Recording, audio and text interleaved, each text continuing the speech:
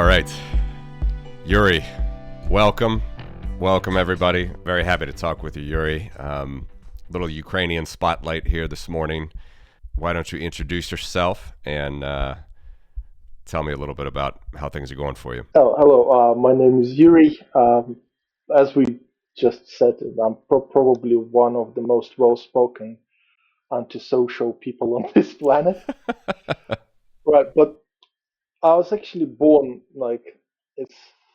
I was born. Well, I usually say I was born in USSR, and when people say, "Well, the USSR is it Union of Soviet Socialist Republics?" and I say, "No, it was a Ukrainian Soviet Socialist Republic." So a lot of my, time, a lot of my viewing things kind of comes from that background. So I clearly understand the difference. For example, when people go like, "Oh, like the Soviet Union was like this," and you go like, places were different.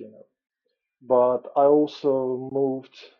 I actually lived in Ukraine through the 30 years of independence, but I also lived in England, Belgium, Netherlands, France, Germany. I lived in Switzerland for a while, so kind of moved around Europe. And to be honest, I'm not a great YouTuber. I had ran my YouTube channel, and one of the main purpose for it was like I wanted to learn to speak, and I never scripted any of my videos. That's why they're kind of boring. I'm But not a great I think, YouTuber either. Don't worry.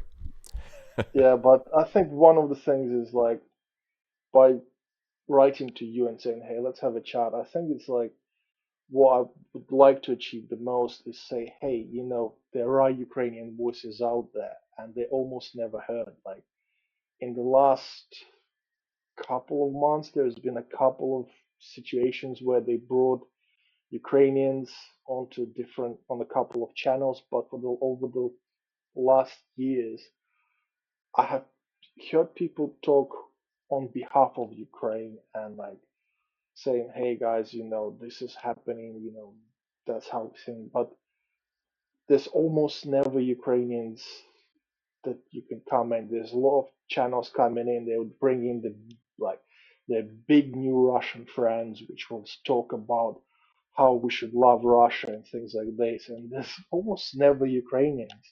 And also a lot of people you hear when they write books about like situations in Ukraine, and you go, "Do you even speak Russian?" I mean, I'm not asking you to speak Ukrainian, but come on, guys, at least somebody who can speak Russian, at least somebody who can go, and there's a lot of open videos that, on YouTube that you can go and watch. There's plenty of programs where you can go and watch, and people you can listen to and say, "Hey, that's the situation there." It's like, but you hear nothing of that. So my kind of like when I wrote to you, I said like, look, my view on certain things are probably going to be different from even many Ukrainian people because of my background, where I have left Ukraine when I was still quite young, and although I kept in touch with Ukraine, you know, I have like, well, I wouldn't say great friends, but people who we're very friendly with in different areas of life in Ukraine, including like a couple of journalists and some people I've met from which are from Ukraine that come to, for example, to Germany, and they stay in Germany, they stay in other places. So it's like, so it's kind of that kind of view, and sometimes certain things I will say it's easier for me to say because I have not had to live through the actual experience of war. So it's like I did not have a missile drop in like a very good friend of mine.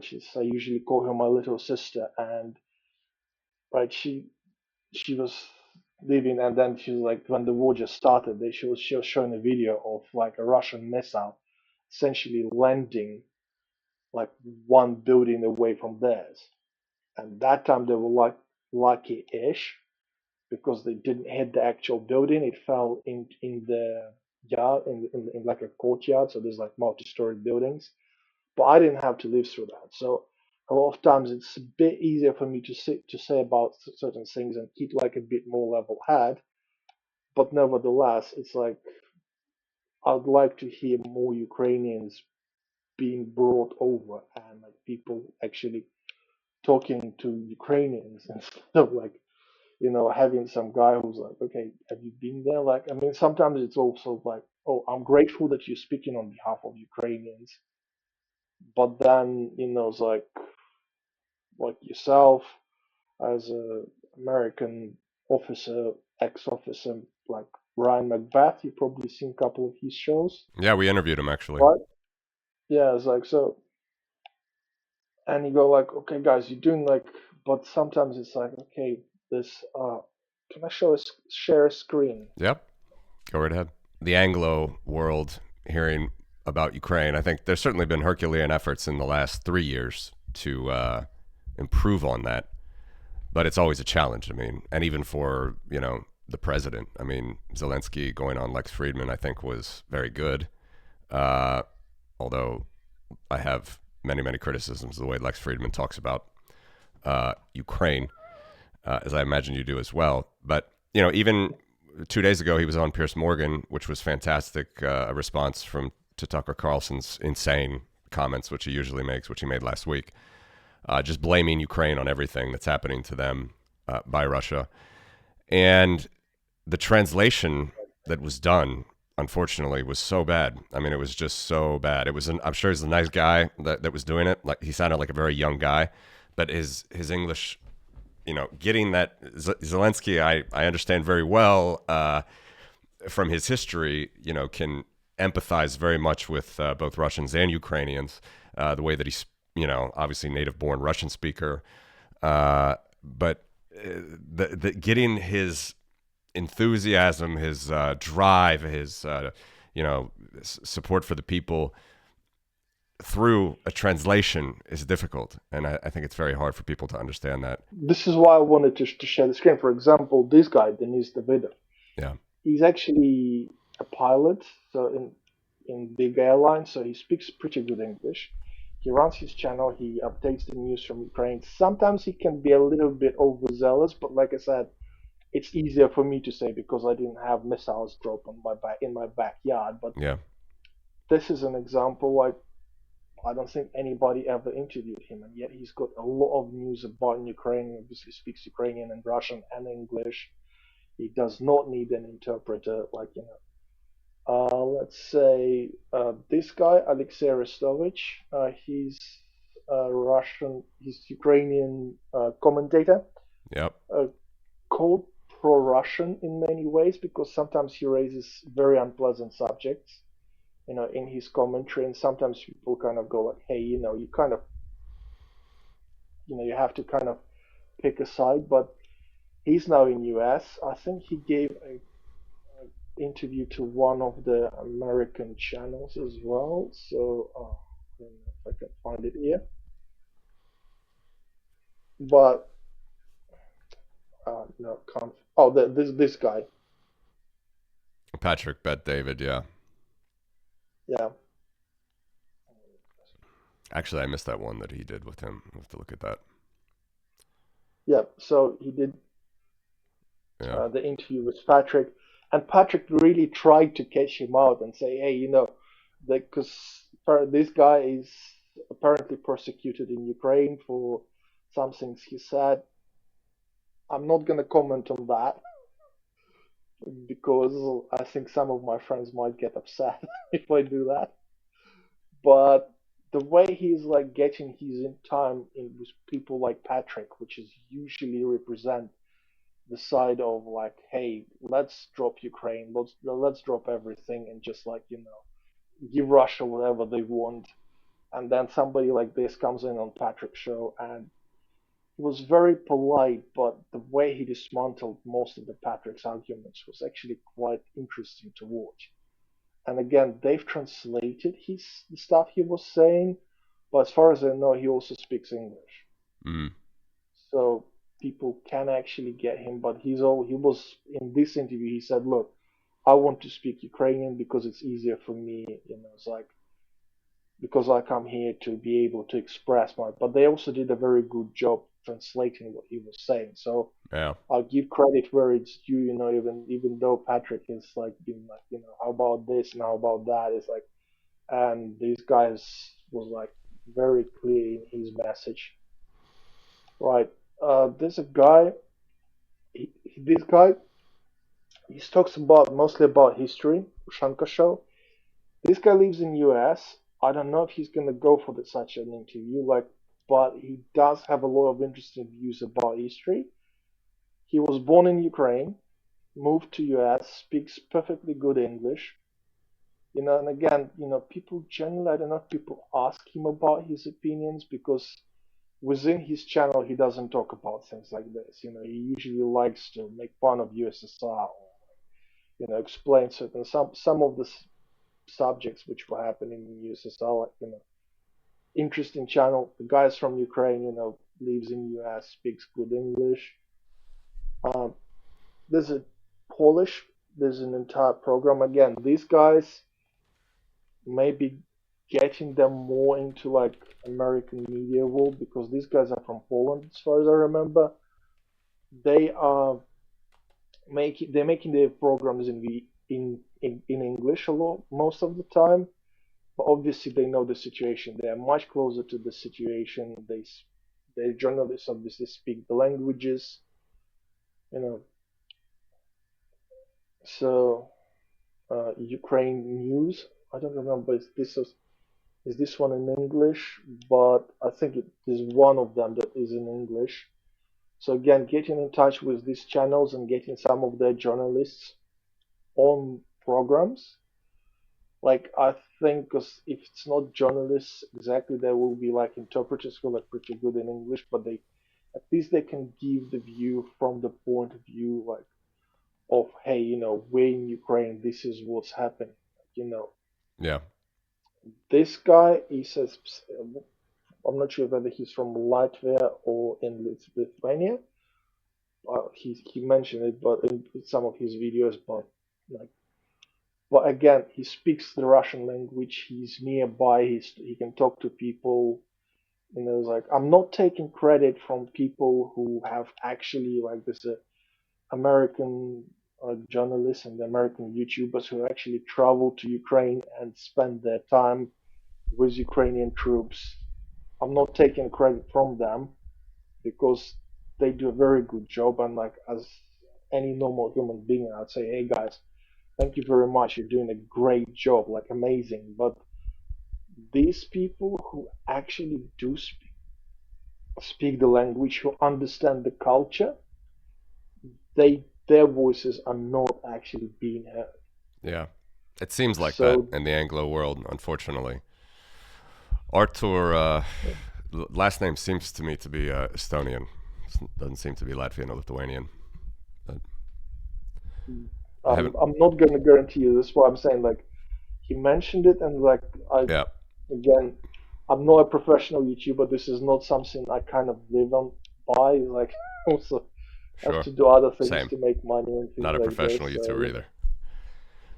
All right, but the Russian dude, the guy is actually Russian. He makes videos in English. Right? I Yeah. don't think anybody ever, and he's not like, he's on the side of Ukraine, so it's like, and he's very upbeat in many, like the way he presents his material, like, but again, I don't think many people have heard of him outside the people who actually like go, oh, Russian, like I know Russian, I'm gonna listen to, Yeah. you know, right? Uh, this is a Russian guy. He makes videos from like he's moved out of Russia, but he makes videos about Russia. He's in Uzbekistan, I He, believe. yes, I think so as well. Yeah, Yeah. but He's in Tashkent. Yeah. he is actually does some very deep analytics, like He's great. like He's one of my yeah, favorites. and again, like why he's not on the channels? Why is he not interviewed? Because his English is pretty good. Yep. Like I mean, I lived in England for nearly 20 years, so I've got an excuse. These guys actually, I don't think he ever lived in England, or US, but his English is very good, and Yeah. people can bring him on. Also, if you know about this guy, Michael Naki, right? He's also a Russian guy. He does a lot of videos, but he does have an American passport, so he's obviously got to speak English. Mm-hmm. You can't get American passport without speaking English. But again, he does a lot of There's a lot videos. of people would argue with He, you about that one. But we'll leave that aside for now. yeah, but again, but he doesn't only does videos. Also, like very much like this gentleman here. This Michael Naki doesn't only make videos. He makes a lot of videos, like 2, 3 videos a day on the news of what's happening in Ukraine. So, but he also has some people come to him and do analytics. So he has like some guys from Russia who come over, and they would run him the economical analytics. Don't remember if I can find the video. Oh yeah, Milov this is guy good too, probably. yeah. Yeah, Vladimir Milov, yeah. yeah. I He's don't good. watch much of his channel, but obviously he mostly does his stuff in Russian. So I'm not gonna say about how good he's in English. He was a deputy. Yeah, true. It's all in Russian. Yeah, It's for the Russian audience, but he was a deputy energy minister, I believe, under Putin in like the first 1 or 2 years, which is 25 years ago yeah, for people that yeah, think that Putin's a democratically elected president and Zelenskyy is a dictator per Tucker Carlson. So, yeah. Okay. Uh, but again, something like in some of my videos, I was saying that look, there's a lot of okay, but yeah, I think probably, but yeah, but this is at least some people like I just quickly picked them out. Like I said, look, this is some places where people can start and the people can talk to these guys who do this and they live this. And these people do not get as much time. And obviously, like, yeah, a lot of them, many of them do their videos in English. Some don't, yeah. but you go like, okay, guys, it's like there is such a big reach. Like, if someone like Joe Rogan or somebody like even that Patrick or some other channels, they claim, oh look, we are independent media, like we're not like that other media, so we want to bring you like real stuff, real things. Is like, okay, so you want to bring us every point of view. You claim that you're not like the normal media. Why don't I hear any voices from Ukraine on Joe Rogan's show? He brings in Russian dudes. It's complete audience capture. He knows that most of his guests, rightly or wrongly, they want the U.S. to at least continue to take this sort of purposeful retreat from the world. Whether anybody wants to say that's right or wrong, that's the view. And it has to do with a lot. The problem is it has to do with a lot of other factors, right? It has to do with,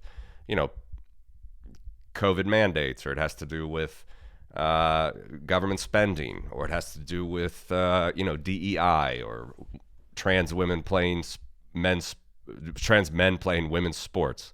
It has to do with all these things. And somehow Ukraine, since Biden was the president when they were invaded, it became this sort of Democratic Party champion issue, and they're just rejecting that. That's my view on the main reasons. But it's you're totally right. It's absolute audience capture. The only person with a real large following that I think is in that same orbit to me that I have seen is actually Piers Morgan. Piers Morgan's not afraid to. I used to think Piers Morgan was just some, fool that was doing American Idol or whatever. I didn't really follow him much, but his show now is pretty popular. He's doing it himself, and it's pretty strong. And he is not afraid to cut both ways. I think he's had a very good mix of opinions on Israel Palestine and on Ukraine. And the fact that, Tucker can just be so blatantly biased and victim blaming and all the rest, and Piers Morgan will not do that, shows that he has some backbone and character to who he's catering for, and even his advertising audience. It's like there's a much wider variety of viewpoints, in my opinion, on someone like Piers Morgan, which I respect. But Tucker, for sure, no. I mean, it's Kool-Aid, turtles all the way down. Even if there are plenty of things that I agree with certain segments of that population, certainly not all of them. But this is a very, unfortunately, and I feel this way for sure. I'll let you respond here. But I was watching a World War One. I should put a link in the show notes. It was a World War causes for World War One, and there was a lot of conferences that were happening around the 100-year anniversary of World War One, which is the same time that Crimea was taken. This is 2014, same time as Maidan and all the rest. And one of the American diplomats who was originally involved in expanding NATO to beyond the borders of Eastern Germany, which again, there was never any promise made to Gorbachev, nor did Gorbachev speak for the free parliaments of any country after the Soviet Union dissolved. This diplomat was saying, look, and this is something that obviously hits home very much to me. This is 2014 that he's talking, and it's post Crimea invasion, so Europe is finally waking up to what we've always known, and you guys have always known, that they were going to be irredentist and aggressive and try to take back territory.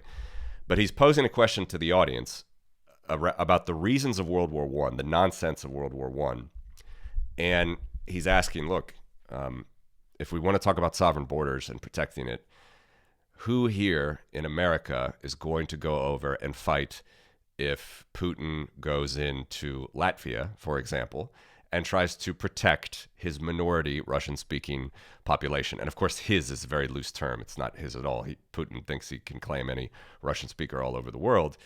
These are Latvian citizens. They're not, Russian citizens, all the rest. But it's the same reasons why, the Nazis started World War II, and there were plenty of irredentist reasons as well of World War I.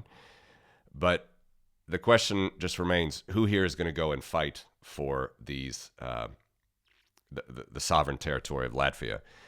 And his opinion was even European nations in 2014 wouldn't be prepared to do it, even though NATO has the Article 5 treaty. And I can say the wild twist of fate in 10 years, Yuri, is that now, because of what Ukraine has suffered through, I feel at least we have clarity from Sweden, Finland, which, by the way, just joined NATO. They weren't in it before. They joined it because of Putin, not, any other reason. They joined it purely because of him. But the Baltics are at least more protected now from Poland, Finland, Sweden, Norway, the Netherlands, and the UK. The UK has always been steadfast as far as, getting behind some European unity against Russian aggression. But those are the only countries. Denmark as well. But France, Germany, Spain, forget about it. Portugal, forget about it. Nobody's going to come and still to this day fight for us if something happens in the Baltics. And then for you guys in Ukraine, you've been suffering now for 10 years, and we still see delays. We see, misinformation. Zelenskyy talks about how $30 billion of military aid hasn't reached Ukraine. He's not saying that was stolen by Ukrainians. He's saying it just hasn't been delivered. It hasn't reached Ukraine. And the vast majority of aid that came from the U.S., the dollar, when people talk about dollar values, it's in old military kit that's shrink wrapped in U.S. warehouses, and Americans aren't going to use that kit anyway. So it's all a massive amount. It's unbelievable. 3 years of Ukrainians getting glide bombed and droned every night. We still have this disinformation from Putin, as Zelenskyy said, ass lickers like Tucker Carlson. So anyway, I just want to go on that little tirade because the misinformation is still here, and there's still not clarity in the European community on defending against, Russian aggression and defending sovereign borders. First and foremost among, the Ukrainians. So anyway, I'll stop there. The thing is you touch on so many subjects. It's like you essentially kind of, let's lay out the plan for the program, right? For the next 2 hours. Open forum, whatever you want. No, but the first one you touched on, for example, the promise to the Gorbachev. promised to the Soviet Union, and everybody says, "Oh, but we promised to the Russia that we will not gonna expand." And okay, let's take this brick away from this argument, like, because this is always a very big base. Ah, but It's a NATO favorite. promised to the Russia. Yes. Mm-hmm. Am I allowed to swear? Whatever you need, man. This is bullshit. No, seriously, like, obviously most of the Westerners don't really kind of know the history of the fall of the USSR. They have no idea. They think it was only about They the Berlin don't. Wall. Yeah. It's about where they stop, yes. Number one, the promise to the Gorbachev was never about not expanding NATO. They said they will not build any new American bases past Berlin, right? Which they never did.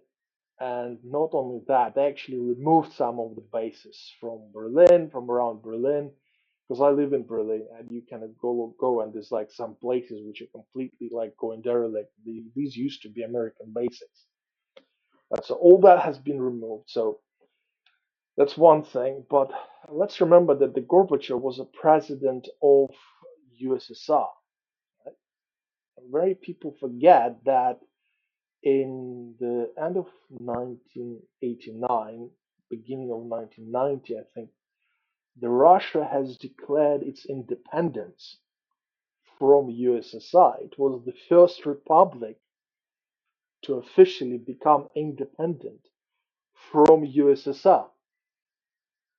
Right? It's like the Russians keep on claiming that Latvians, Estonians, and so and Lithuanians are the big traitors who betrayed USSR and left USSR, whereas the truth of the matter is that Russia was like pretty much the first one who left USSR, and one of the reasons I generally kind of remember that is because we did have a very good history teacher when we were going through that period in school, and one thing he pointed out is was the only time in history, it was about like it was a few months, like by a year, where there was an independent Russia, a country, which has its capital in Moscow. And then there was a Soviet Union, which is a completely different country, which had its capital in Moscow.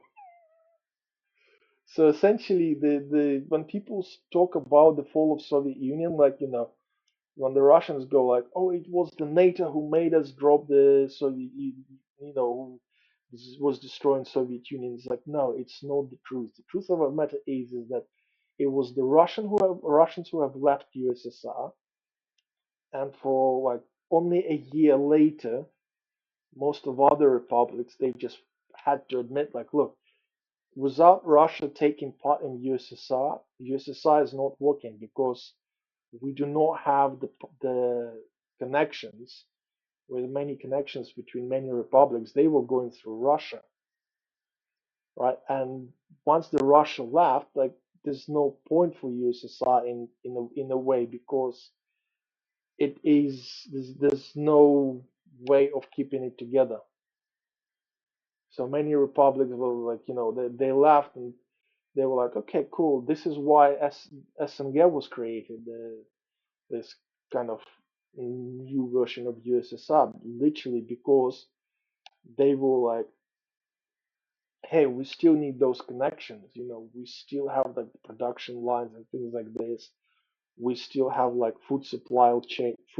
Like, we still need to maintain them. So this is why they have tried to create this structure of these independent nations, the Союз независимых государств, the Union of Independent Nations, right? To at least maintain some sort of sanity while the countries were finding their way. You know, so when people say, like, we promise something, it's like, no, it's not the truth. Yeah, that's a good point, actually. I know what you're referring to. I looked it up just to be clear. We got on June 12th, 1990, the Congress of People's Deputies adopted the Declaration of State Sovereignty, established separation of powers, unlike Soviet form of government, established citizenship of Russia, and stated that the RSFSR shall retain the right of free secession from the USSR. And Yeah, on so that's yeah, I know that idea. So that's a very good point actually for Russia itself wanting to break away from the Soviet Union. Though the Baltics were still before that. We were in like the spring of 1990. We declared our independence, and then the violence started. The violence started in January of 1991 when they tried to bring us back. So it's still been murky with the Soviet government in Moscow, and Gorbachev, as peaceful as he might have tried to be, he still went violent on us. But yeah, these are things that nobody in the West has any idea about, and they act like, it's all the same. And of course, Ukraine, this is the other thing, I want to get your thoughts on this, is everybody keeps talking about, Crimea in 2014, and, Donbass and everything else. Everybody ignores the referendum that the Ukrainians had, which is still the only referendum that's nationwide today that would be internationally recognized, where every single region of Ukraine, by a supermajority, it's true that Crimea maybe only by 60%, but everybody else was like 90%, including Donbass, 90%, 95% voted for breakaway independence from the Soviet Union. And that's still the only referendum today that holds. So anybody that would want to show about, Crimea voted, they did that at gunpoint. Yeah, it's possible. I don't know that if they had a referendum. No. no, Okay. Enlighten us, please. there was a little bit of there's again that referendum was a bit of a tricky one as well. So essentially, Ukrainians were given a choice. They say, look, do you want to try and maintain the old Soviet Union, or do you want to go independent and then see if we can build something new? So this was one of the ideas where this SNG came from. Like, so Ukrainians went like, look, the old one is not working. It's broken. The whole system was broken. So yeah, we want to try. We want to get out and see what if we can build something new. Whether it's going to be Soviet Union, whether it's going to be something else. And the fact of life was that even though Ukrainians were like, okay, cool, let's try building something new. Like even the Russians were not interested. In the first years, the Sure. Russians were like not interested. The only things they were interested in is like, oh, can we get on some, hold of some of your factories and then pull them apart and sell them for metal? That's about as far as we go. So nobody was interested in building Soviet Union. And look, I generally say you can call me a communist, you know, and I generally say, look, there's a lot of things we can learn from Soviet Union, good or bad. But I'm not on the side of people who there's like seem to be two sides of the argument as well. Like it's either Soviet Union is all good, it's all brilliant, and there was nothing to repair, And then there's another argument: Soviet Union was all horrible, all like disgusting, and it should have been destroyed by a nuclear bomb. Now, I'm generally somewhere like one of the few people who says like, look, this Soviet Union was not perfect place, but if you can name me at least one perfect place, please, I'll be happy to admit that it's if it's perfect, I'll be the first in line to say can I move there. But Yeah. no place is perfect, and it's like usually again this is very big arguments still happening in people's minds because I generally say, look, the USSR I remember and the USSR like we went through is like it's the end of the 80s, it's the 80s, I was born in 82, so it's like it's that part I remember, it's that part that was happening on. So I was like, I'm not gonna talk about for how USSR was in 19 like 30, I will say, look, these are the bad things they've done, these are some good things they've done, but I'm not gonna talk for the USSR of that time. I'm just gonna look at the history and gonna say, okay, this was good, this was bad. I want the good, I want to get rid of the bad, but I have not lived through those times. Hell, I have not lived through the 70s. So like for people to say everything was horrible is wrong. So it's like same as now you see probably like you from that area as well. So you sometimes see from people going like oh, like you, like even some Ukrainians go like, oh, Ukraine is all bad now, so we just want we go out, we're happy. And it's like, or some people would say, oh, how dare you say that? Ukraine is all good. It's like all like flowers and roses and unicorns running around. It's like, well, okay, how about we keep it chill? Like this like everybody has got their problems. It's not perfect. So, but like I say, the full time of the USSR, it's like that part is just so much to do with that. Come on, it's like something that should take really like. I mean, the channel I shared with you, the Oshanka show, right? He made hours and hours and hours of videos talking about all the issues in society, things like Yeah. this. So it's like it's a very difficult subject to go through. But the leaving of the USSR, yes, it was all legal. And when Russians say that Russians and people who maintain that we should give Russia everything it wants, when they say we have to do this because we have not followed on that promise which was given to USSR, like go like, well, yeah, but I'm sorry, guys, Russia was never USSR. Russia was one of the first ones to jump to bail the ship. So can we stop claiming that we owe them anything on behalf of something that they themselves broke down and didn't make any effort to fix? And the timeline there is the one thing that's quoted all the time is the not 1 inch from James Baker. And that happened in February of 1990. February of 1990. So there's still 2 years to go for the end of the USSR. And you already mentioned the citizenship of Russia starting in June of 1990. Yeah. Again, the Baltics were already on their way out, but still, uh, there was no, there was still during, and anyway, it wasn't a treaty. I've talked to libertarian lawyer Stefan Kinsella about this, who's about the only libertarian in the United States that somehow respects international law. I think, most Americans that really want to go hardcore are like very irredentist. They're very much saying, okay, well, if you feel like this is a territory that you somehow deserve, go for it. But anyway, besides that, there were no treaties. There's no treaty. There's not this. This is how big boys, like they know that if there's a treaty, then it means something. And there were no treaties signed. It was in the minutes, and it was specifically about, like you said, the bases in East Germany at the time. There was not even, it wasn't even a concept to talk about the Warsaw Pact countries or anything like that. But yeah, you just have to repeat that again and again and again. No matter how many times you say it, people like Tucker Carlson will just vomit up the same nonsense. The But point is nobody's saying nobody like it's not about repeating, it's about like I feel that I'm probably the first person to say it out loud on any English chat speaking channel whatsoever. that the Russian state themselves had already moved on from the Soviet Union. Yeah. Yeah, It's a good point. That's a good point. June yeah, 12th, 1990. Already there were yeah, Russian citizenship laws passed.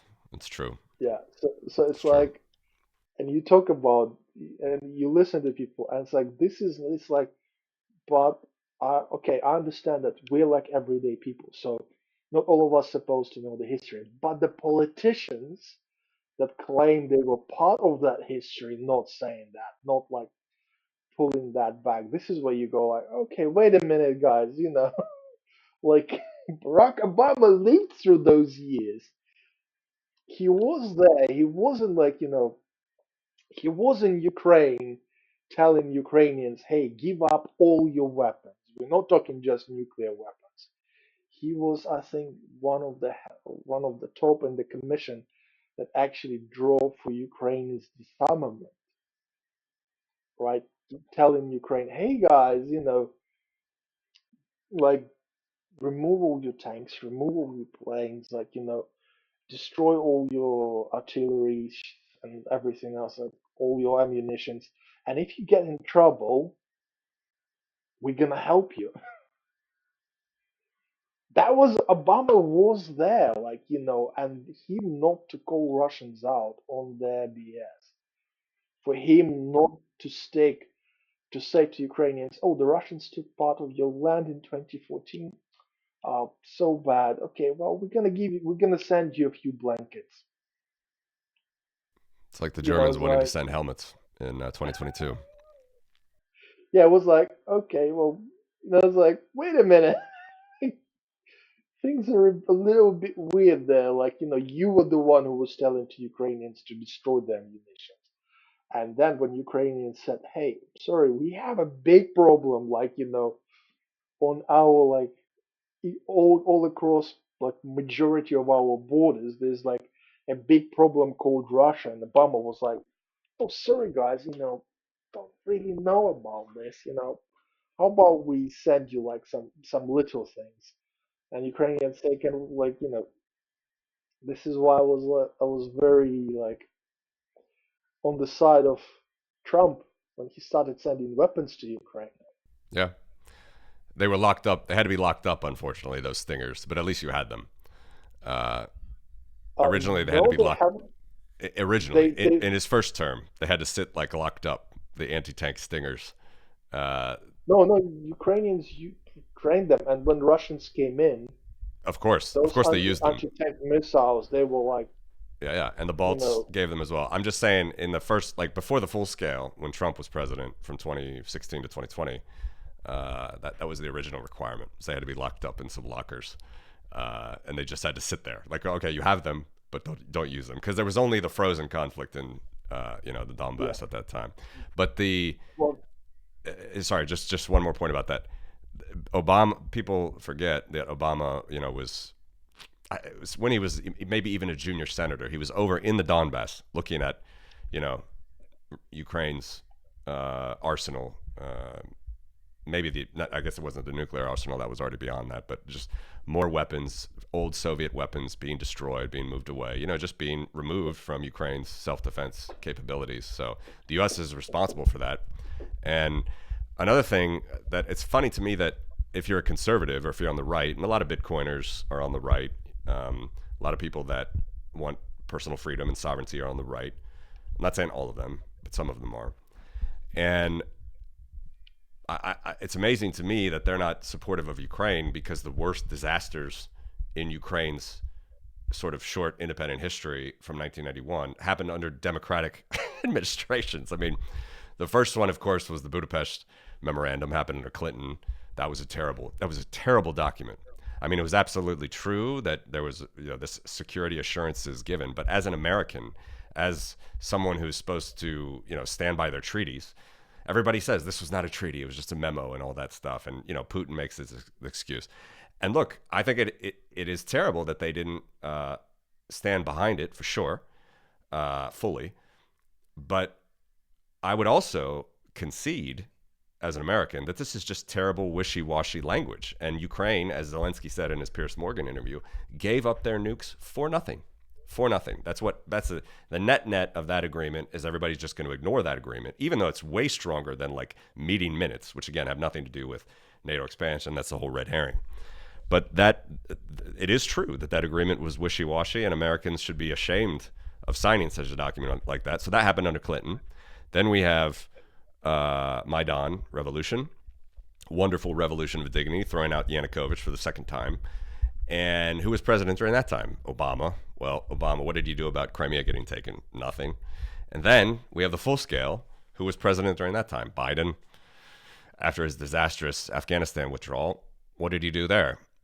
The net of it is still nothing. After 3 years, we have nothing. And so if you are someone who believes in sovereignty and independence and, I don't know, traditional, strong military conservative values, it's amazing to me that they actually are trying to go the other way now, a complete inversion, because you have the evidence that the Democratic side, who might talk a big game about freedom and liberty, they have done nothing that has really helped Ukraine. Okay, we can talk about all the weapons and that. I know that stuff, but Zelenskyy made the case again. It was drip fed to them, and it was not even delivered in full when Biden finished all the promises. So again, I've always been of the opinion we could have kicked them out. It's not about going to war with Russia. It's about kicking Russia out of Ukraine, just like the United States and the coalition did in Kuwait in the early 90s, in the same time as the Soviet Union fell. You could have done that in 2 weeks. But everybody was scared. Everybody thought that Russia was actually more competent than they were.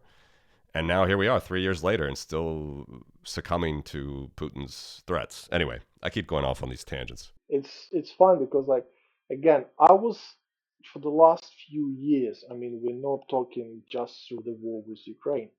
I was kind of critical of a lot of Western governments. I, I hope they're not going to ban you for this, but my opinion, and Don't say the word. Don't say the word if it's a bannable word. I don't know. I don't know. It's like I'm not sure if it's bannable or anything, like, but okay, I'm gonna rephrase it a little bit. But on my channel, I was a bit ruder to them, but they've instead. I'm generally saying that the most of the Western politicians should have long gone retired. Instead, they have gone senile. Oh, So 100%. Geriatric central. Absolutely. yeah, 100%. so It's a terrible so yeah, system. I so mean, the UK can go through like 6 prime ministers in a month, which is fine to me. Let them try and be young and spriteful. But I mean, you have to be a geriatric senior citizen in America. It's a very damaged system at the moment. Very damaged. well, it's funable you spoke about Biden, but when Biden got elected, I've made a video with predictions, and I said we're in a funny era where the American president is gonna run out of sand sometime mid-speech, and then we'll see him completely like disintegrating in the middle of the like stage and just turning into a pile of rubble. And in the same video, I predicted economic collapse after the COVID and Russia attacking Ukraine. Biden proved me wrong on proved me right on everything.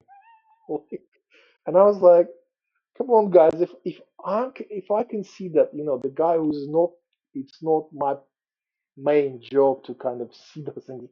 If I can see those things coming from a mile away, right? It's like I mean, I understand you chose an old guy, right?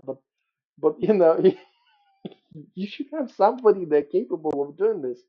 But the problem I see with like the Western politics is I actually compared it as sometimes with the Soviet politics, the end of Soviet Union era politics, where you had guys who essentially came up in Soviet Union. Though by the time Soviet Union was falling apart, there was about over 20 years where the guys were coming up, more than 20 years from probably about times of death of Stalin. So we're looking about 30 plus years, where the only people who came up through the pot, they were the ones who did not actually resolve anything. They didn't do anything. They were people who entered the first Komsomol, that they would go into the Communist Party, and they essentially go up through the party line, and they were completely separated from the main society.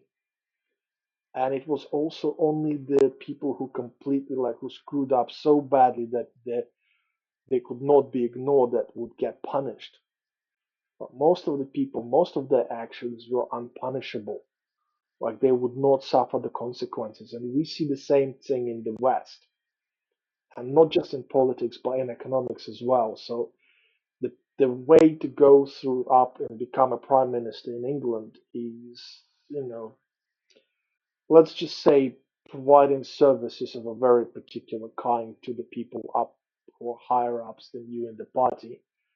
And it's not about actually doing anything. So it's like, so you get a lot of like 60, 70-year olds who have never really achieved anything. They've never really done anything, except being very, very serviceable for the higher ups, essentially being like a yes man or a woman, and then they would end up like going like, okay, cool, now we've got this, and they were living in this kind of very weird world of this mixture of greatness of USSR, which is now Russia, which we already established that it was not, but also in this kind of like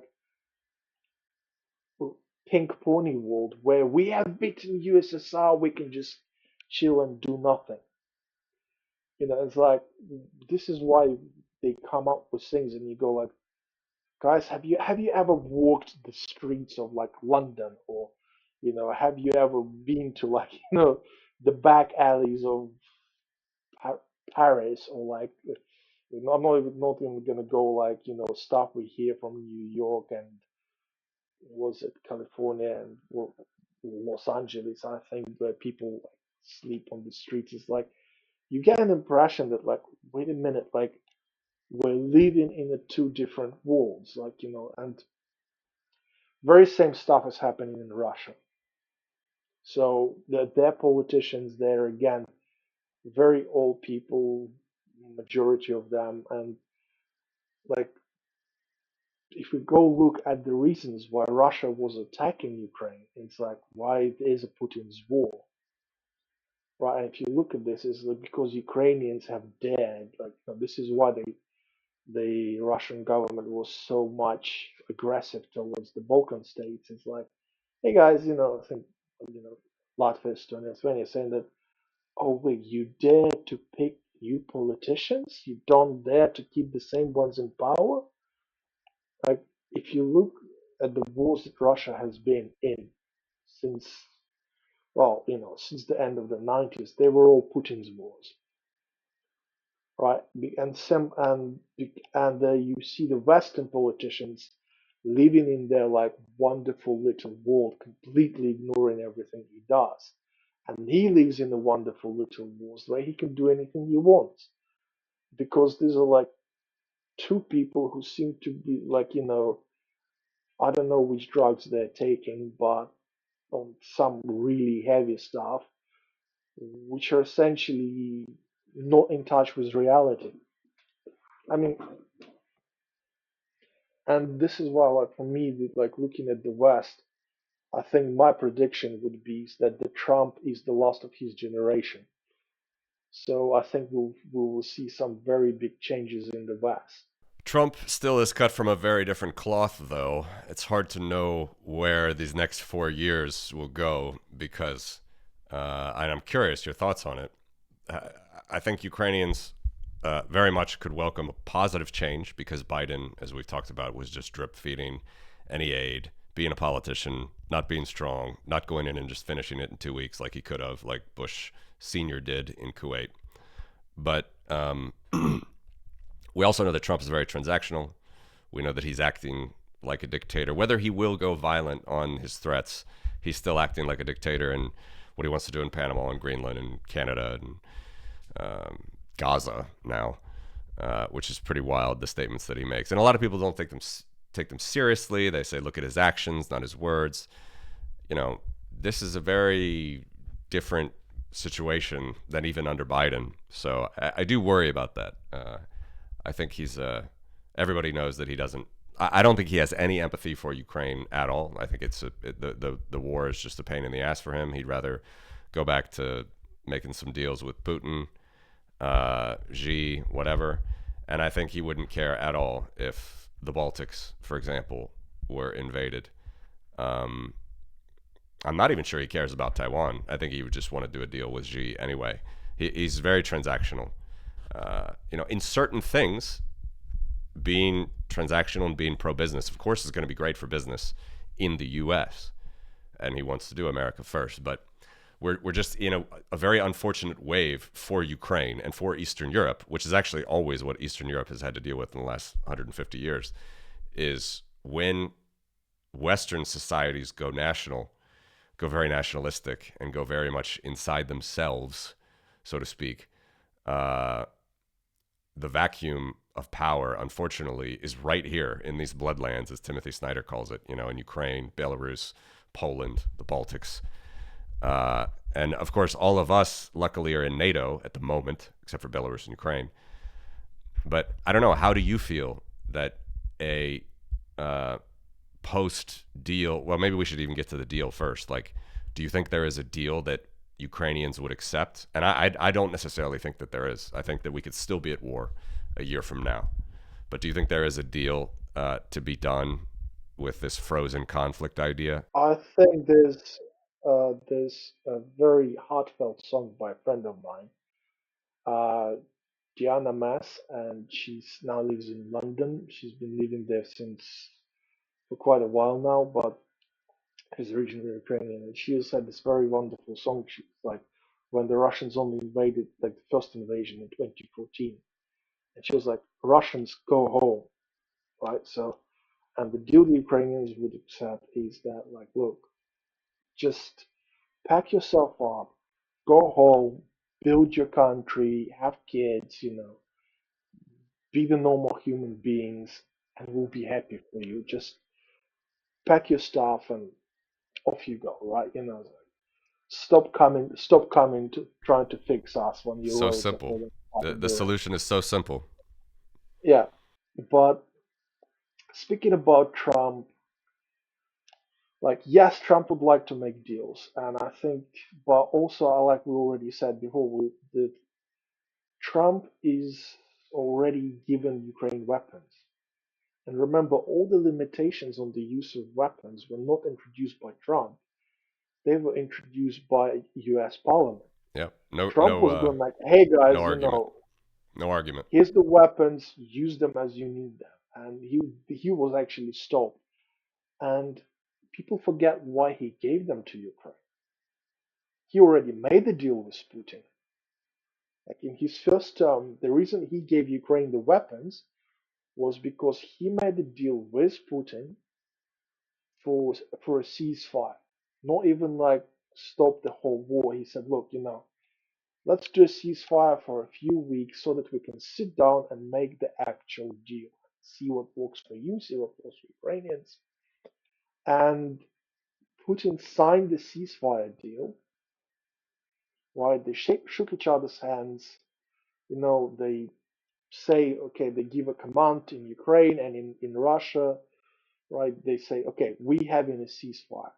And before the Trump gets to his plane and before his plane leaves the ground, the Russian artillery starts shooting. So it's a matter of like a couple of hours Yeah. difference. Here we This signed is a I shouldn't laugh deal. at that. I shouldn't laugh at that. That is that's what a lot of people in the West do not understand either. Is Lech Yeah, it's like Walesa, the old Polish president, he said Russians have one hand on the pen, the other on a hand grenade, and that's always true. yeah, That and it's them that kept the violating the ceasefire under the Trump administration. and the Trump are like, and I actually made some comments. I put them on another screen, but it's like I can share them. But I was describing exactly this story in one of the comments a few months ago on Quora or something like this. Yeah, Quora thing.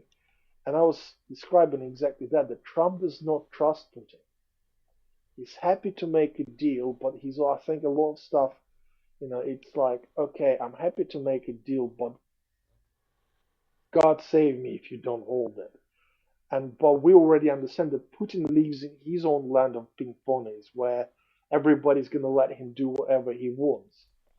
So he's gonna sign any deal and he's gonna break it within hours. And that's the thing is in the sense, as soon as this happens, that's when the Trump has an excuse to go all in. This is where he's gonna have a full excuse. He's gonna say, "Hey guys, look, I tried. I'm not gonna send the soldiers, but here's the weapon." Yeah, it's possible. I've definitely heard the theory. It's if try to get them to the table. If Zelenskyy, which he has been very much willing to come to the table, Putin has not, of course, because Putin thinks that he's better than Zelenskyy and his name is Vladimir, not Volodymyr, and all this stuff. And he thinks that he's going to be the one, like a great power, to deal with Trump. And then there's carrots on both sides, but the stick for Putin is, yes, if you refuse this deal, it's just all out, full scale U.S. support for Ukraine. And I think that is a legitimate. I mean, that's a legitimately real possibility. Yeah, but I'm not sure but the probability, though. I'm not sure the probability of that, considering the way that Trump himself is, his transactional nature, his. it's a very high probability because, like, remember when Trump was becoming the president for the first time? and everybody was saying, "Hey, he's gonna float Ukraine to Russia in like the first 5 minutes of presidency. Hmm. He's just gonna tell Russians, look, you can go in, blow stuff up. We're not gonna care." Yeah. That did not happen. Like, can we kind of at least like stop listening to people who are saying stuff and then like, look, you have been wrong 100% of the Yeah. times. I'm probably gonna go with what I see in front of me rather than hoping that one time in a billion you're gonna be right. You know? I completely agree. I mean, that's the point I was making about the Biden administration and the Obama administration. Like, if you are for conservative, free, liberal Western values, it's not a, you know, Republicans used to stand up for that in the world, and you have all your political the political clout in the world to continue to do so because the Democrats were so weak and so terrible when the going got tough. And I completely understand that point, and I'm absolutely not discounting that it could happen. I think it's the most hopeful thing to think about, the way that, you know, the trajectory could go for Ukraine. But let me ask you this: how does Putin react then? Because Putin turning his tail between his legs and, you know, going back, if Trump really does go full on support for Ukraine in the next 6 months, either the threat or the actual reality of, you know, sending more weapons at some point, what do you think Putin does? I mean, the obvious first response is the nuclear escalation. What do you think his response is going to be? His response is number one, he does live in the world, like, say, in a very weird world in his head. But nevertheless, he knows this world very well. So my original, when I was saying, because I have some, for example, Russian friends in Berlin, when I was saying to them, like in 2021, I was saying, look, the war is inevitable. They're gonna send the troops into Ukraine, and then they will try to conquer it, but the whole point of this war is like the main point of this war, which many people not paying attention to. It's internal. It's not external. It's not to actually capture Ukraine. And this is why, like, and he needs an excuse to say, look, we did, but there's like a certain, he needs an excuse to say to his people where it's like, hey guys, like, do you really want a nuclear war? You know, there is a time when we have to like unite because the world is against us. You have to follow the leader, like, because you see we're trying, but like, if we're gonna continue, like, and that was the thing, the original intent of the war. The original intent of the first incursion was like they were, but then they got lucky because they had a very big breakthrough in the south of Ukraine. Right? If they were repelled there, this war would have been much shorter. But because they had the success of coming through Crimea, and again, this was through some local, like, betrayals from the local, like, old guard. That should be pointed out, by the way. I mean, that's a huge thing in Ukraine, by the way. I mean, there were treasonous. There were what's the word? There were triggers that were set up in the prior 8 years for a southern invasion through Crimea that did not hold in February 2022. Like, the reason that the south of Ukraine, the southeast, fell was from some betrayals, some Russian sympathizers. I mean, there's some treason. As far as I know, there's an outstanding, like, that's going to be a part of the post-war investigation, is the treason that happened down there in the south and the east. Is that true? Yeah, well, my ex-fiance's mother is being searched for by Ukrainian intelligence service as one of the people Okay, so you who have a was closer like, connection than that, I realized. yeah, yeah, it's like, but no, it's not the 8 years. It was like many people, like if you look at Ukraine, right? For example, when Russians were going towards Mykolaiv, right? Very different reactions by the people who run Mykolaiv than the people who run my home city, Kherson.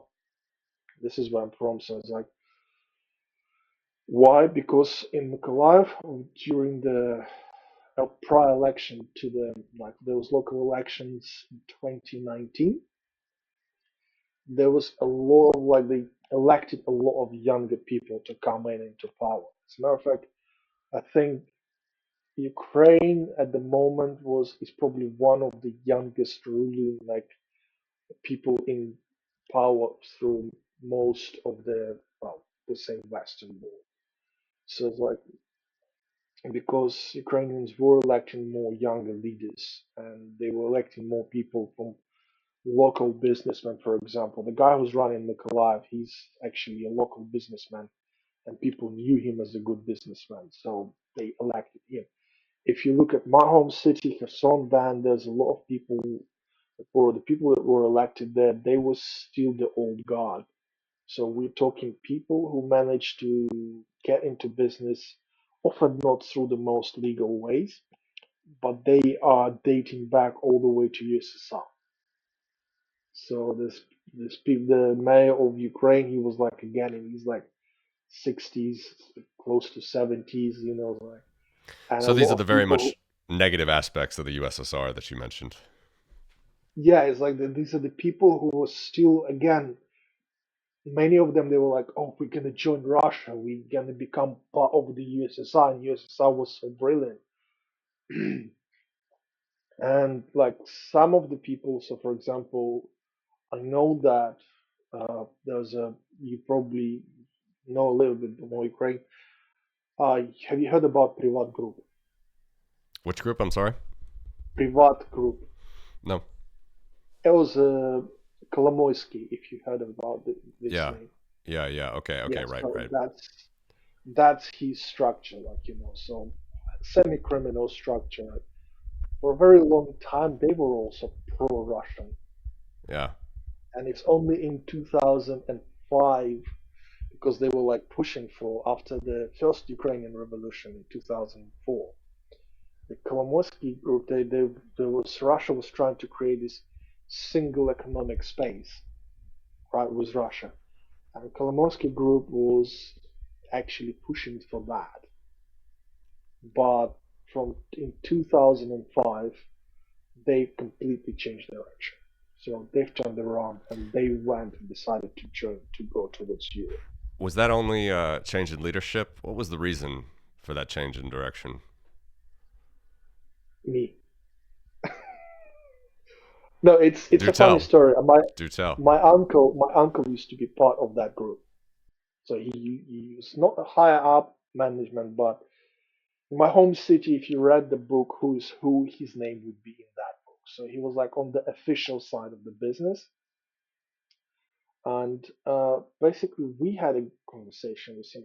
I'm sure it's not just me. So it's like, but I think I was the one who pushed my uncle, obviously. We had a conversation in 2005. And I was like, we're talking about differences between Europe and Russia. And one of the things I said to him, I literally like, I was quite blunt to him and said, look, you're getting old. You know, the time he was getting into his like 50s, I guess. Yeah. And I said, look, you're getting old. Anything happens, and you need to get to that very expensive because he's got money, he's well set. I say, you need to get to that expensive clinic over there because this is the only place in the world that does this particular procedure or can save you. Like, you need to be as part of Europe. You going that way because in Russia and Ukraine, many of the procedures which are available in the West, you need to have access to that. And we're also discussing the differences in business. And I was saying, look, you can look at Moscow, but if you look outside of Moscow, the business is still like this. Somebody in power likes what you're doing. They come over and they say, hey, we're going to take that. Here's a little bit of money just to keep your pants on for the next few months, and then you're out. Yeah. Let me interrupt you just again for the Votniks and Gopniks and Tankies out there that really love, Mother Russia like Tucker Carlson. This is not a new phenomenon. I mean, through the 90s, through the 2000s, until today, any Western company that went into Russia got fucked. Absolutely. I mean, there was no like you could call it like a nice way, like a consulting fee, like IKEA had to do. They had like a bribe line item on their books. IKEA had a bribe line item, but it was consulting. Or you can have basically your enterprise taken from you, which eventually fully materialized in 2022. Like the Carlsberg guys, they lost everything. Like it was full on confiscation. Dannon, full on confiscation. Others, like I'm blanking on, full on confiscation. But of course, there's a huge gradient in between that. So from the 90s, where you would either have a line item for the corruption, or you knew that you were eventually going to lose the business after taking your little cream of starting your hard work and getting it done. You're eventually just going to lose it to an oligarch. That was the name of the game for Russia. It's not a secret. It's just not said enough. People in the West, people that are in the Anglo-Western Europe, well, they do not get it at all. Like it's just a very different place. And the Baltics, look, we were former Soviet. We had plenty of, and we still to this day have like these local oligarchs, little mini oligarchs that still try to get around and do their business with Russia and China or whatever. But it's so different. The benefits of being in the European Union, the benefits of being in NATO. I mean, it's a night and day difference that was, I mean, dare I say, forced upon us, which was good. We wanted it generally, but also there was reciprocation. I mean, the young people wanted it. Like everything that they would see in the West was bright and light, and everything they would look in Russia was just darkness and cynicism. And we're gonna take your lunch money anyway. So Ukraine has been trying to get out of this for 30 years, and people just still don't get it, Yuri. They do not get it. They don't.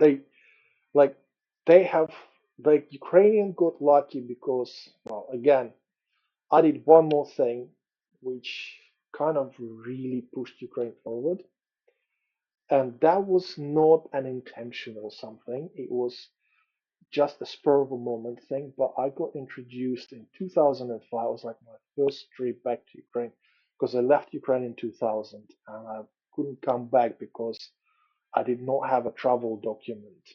And I moved out. I wasn't 18 yet, so I was written into my mother's passport. And obviously, once I got 19, I couldn't get the travel document, so I did not go back to for Ukraine for a few years. The first time I came back to Ukraine, I got introduced to the guy. I don't remember his name off the top of my head, but he was a second person in charge of the Commission on Tourism in the Parliament of Ukraine. It was just right before the Eurovision in Ukraine, and the witness to this was Alexander Vityukov, who was my cousin's husband. He was the one who introduced us. So he was there when this happened, and basically I persuaded that gentleman that Ukraine needs to remove visas for like pretty much anybody from any country, most of the developed countries and half of undeveloped ones. So I said, look, remove all the tourist visas. And we were talking about tourism because he was obviously in charge of tourism. And the way he was listening to me is like, well, you live in the West, how does it work there? Because we have our people, looking at this and obviously, but they never lived there. And you guys just came from there. So I was saying, look, you need to remove all the visas. And but the argument of the analytics in Ukraine, this is like where you see the kind of old way of thinking is they said the visas are bringing Ukraine like $7 million a year, and I don't think the Ukrainian parliament ever heard anybody laughing so hard as I did in that moment. Like, and the guys were like, nobody ever talks to. This guy is a parliamentarian. He's like part of this big like semi-criminal syndicate.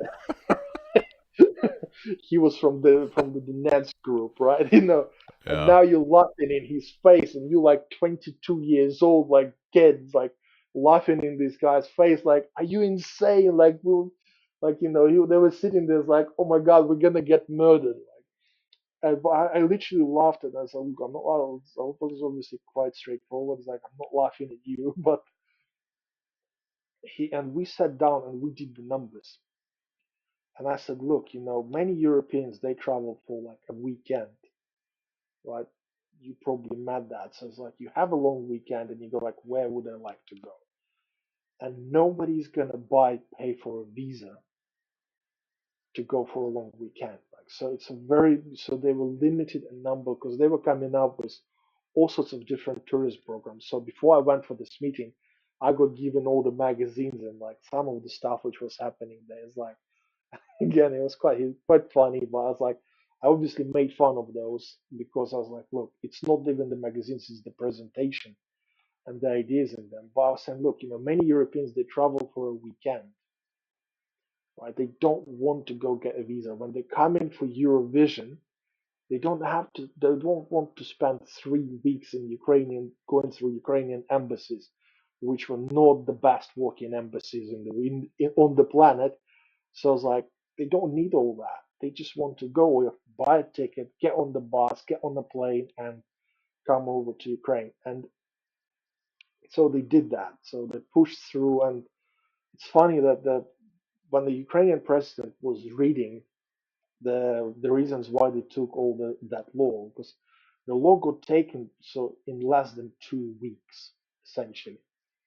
And we were writing down all the bullet points why they need to take the law, and the bullet points just moved on from that room where we were sitting with this guy writing down those bullet points, and they went through the parliament, from him to the Commission on Tourism, through the parliament, and into the law and into the presidential speech.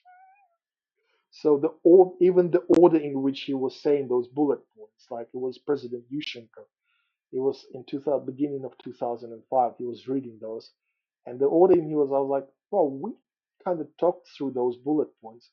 And again, this is like where I'm usually like, when I say tell this story, this is where my antisocial, like, not very good with human people, like, nature came out, because to this day I'm thinking, why didn't I change numbers with that guy? All I had to do is just change numbers with this politician who really listened to me. Like, he was like, many of them are very, very smart, but because they live within that system, like, Yeah. Yeah. the world of pink ponies. Like, I'm not saying that many politicians are way smarter than me, like, but they live in this world where there's like, it's separated.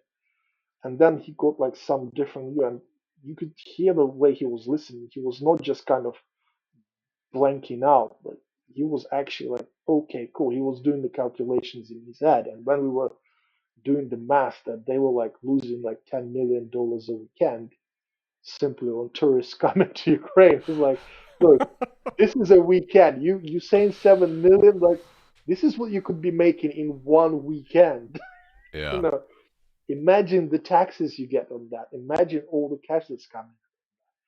But this decision really played a like very good role, because Ukrainians, if you remember, they received, for example, a European basketball championship. They Yep. have games happening in Ukraine. They have EuroLeague, I believe, the football championship, like, happening in cities in I was at Ukraine and that in Poland. 2011. I went to a Yeah, game in yeah, Kiev. yeah. And the reason they've received all those is because they have had, the Europeans went, yeah, we don't have to do it. Like, it's easy for us to travel there. The connections are there. So, and this was like, and this has changed a lot the youngsters as well, because now all of a sudden the youngsters were introduced to the Europeans. All of a sudden they didn't see Europeans as something out there like this. They didn't have the perfect Quran picture, or like, for good or bad. All of a sudden they saw like, oh, look, there's British hooligans. All they do is just drink beer and scream at each other. Like, Yeah, the stereotypes are rich in Europe. A lot of Americans don't understand that too. Yeah, and it's like, and they say, oh, this British hooligans, they're kind of cool. They like beer and peanuts, like we like beer and peanuts, like, Oh, they like Yeah. to have a little fight. Okay, we gonna fight them. We don't mind, like, obviously this is a little bit of a play, but like, that has started changing Ukrainian law. Right? This is why a lot of more new era politicians are became viable in Ukraine. Like if you look at Germany, for example, again, I live in Germany now, and sometimes you look at them. Again, Trump's favorites ADF, and if you've ever tried opening up the image gallery of ADF, like they claim that they're AFD, sorry, AFD, AFD, yeah, Alternative to yeah, Deutschland. If you look at them, it's like it's the same, like you said, it's a geriatric club. yeah. Look, they have a couple of young faces, but everybody else is in their like 60s. What kind of alternative they gonna provide? It's a bit irredentist as well, and it's surprising because, um, again, Germany has to deal with this Nazi past and whether they can overcome it and their war guilt and everything else. And so AfD is trying to take the view that we want a Germany without guilt and all the rest. And in some stance, of course, that's completely understandable. But then when you have a nation that is literally suffering from, the exact same types of irredentist invasions that Germany did to, Poland and Czechoslovakia and Ukraine during World War II and the Baltics. It's amazing that they are still so pro-Russian. Like in the Baltics, we're so immune to it. Like Russian propaganda is like water off the duck's back. I think we're the only countries, and perhaps Ukraine now has joined us, and Poland, that has 100% resistant to Russian propaganda and Russian disinfo. But in Germany, it's running rampant. And it's amazing to me that it's running, and perhaps you can enlighten on this, from Germany. It's running rampant in East Germany, where they should know how shitty the Russian past is, like how dark and cynical and empty it is. Why would it be the East Germans that are saying, yeah, let's go back Russian style, get some cheap Russian gas and let them take over Ukraine? I'll tell you why. And it's kind of simple because uh, we're actually chatting to a friend of mine who's from Russia, and we visited a German spa. If you ever seen anybody cross-eyed up to sauna, that was a wonderful experience. But we were coming back and we were sitting on the train and we started talking about this. And something like, he was like, look, they're horrible. And I said, yeah, but they're the only people who talk about the problems the Germans have. All the rest of the parties, they, like I say, they live in the world of the pink ponies. They think Sure. you get an impression that they think everything is wonderful. It's like, and so that you understood how bad things often are in Germany and why many Germans are pissed off, like the Ukrainians that moved to Germany during the war, they were like, we thought we were coming to the first world country. Like Ukraine is miles ahead. The Ukrainian like government structures, the Ukrainian Mm. service kind of government service is like leaps ahead of Germany. Yeah, that's incredible. And they must feel so left behind by their Western counterparts. The Germans say, "Hey, we have problems." Like, uh, just an example, like an anecdote, I think it's correctly understand, where I worked with a German guy, like, he's about 24, 25, he's married, he's got a kid, lives in Berlin, lived here his whole life, and he's been trying to find a place to move because they've got a kid, and it took him 2 years to find anywhere to move. Because first they give into the flats to one set of refugees, then they were giving flats to someone else. And it's like, and then he was like, look, I'm all for helping Ukrainians, but it's like, why is it that I'm coming in? I lived in here all my life, and people are telling me, no, no, no, you can't have this flat because we booked it in case some Ukrainian refugee is coming over and needs a flat.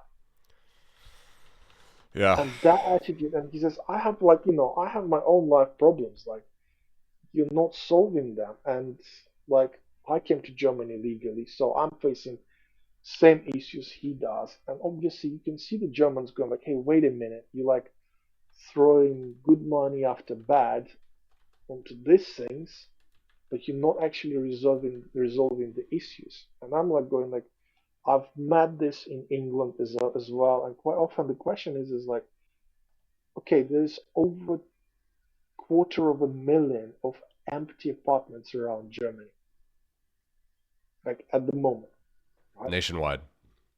Yeah, nationwide, right? They've been left empty, like some of them even like half abandoned. Like, why are you settling Ukrainian refugees in Berlin if there is a town which is essentially half empty, just about? I don't remember the name, but it's kind of going towards east. Mm. It's a half empty town which suffering from the lack of population. It was like where you could take people, you could settle them in those flats, and that would relieve some stress from Berlin. Now, why is it that the people living here in camps on an airfield, like little metal houses, when you have towns which are half empty, the flats are left like pretty much abandoned there?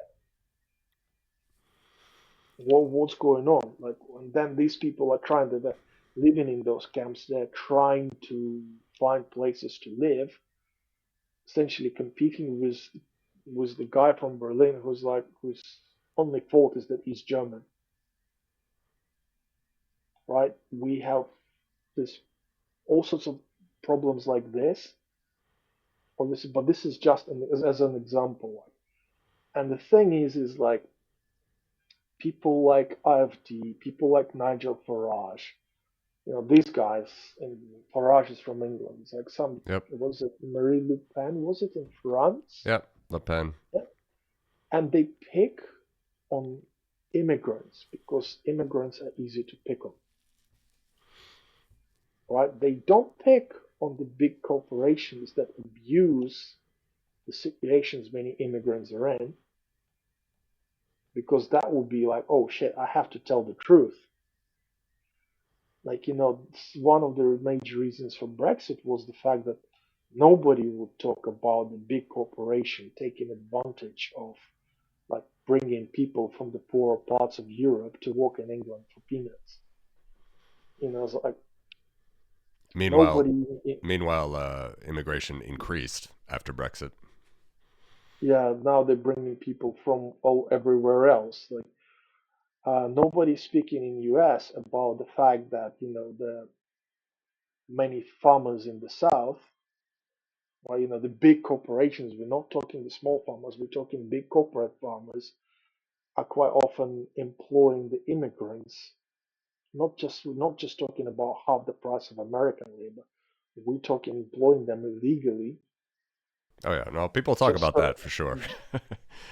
But not I not know what you not mean. I mean, it's not on a main political spectrum. Nobody's calling them out. So this is why it becomes easy for people to poke fingers. These immigrants, they came in and took these jobs. sure. Because they're poking at immigrants, they're not poking at the rich guys who give them money to talk against immigrants. And when people talk about main media being like not writing this, not writing that, it's like how can they support like? And the question I generally ask, well, who owns the main media? It is the big corporations, So like, let's put the blame where it should be, and then the guys like IFD, like, let's talk about the problems. Let's present the problems in the correct light. I mean, again, personal experience of illegal versus legal immigrants. When I was one of the reasons I could not leave England because I came there like not yet 18 on my mother's passport. So we knew you can get an ID to travel around, at least around Europe.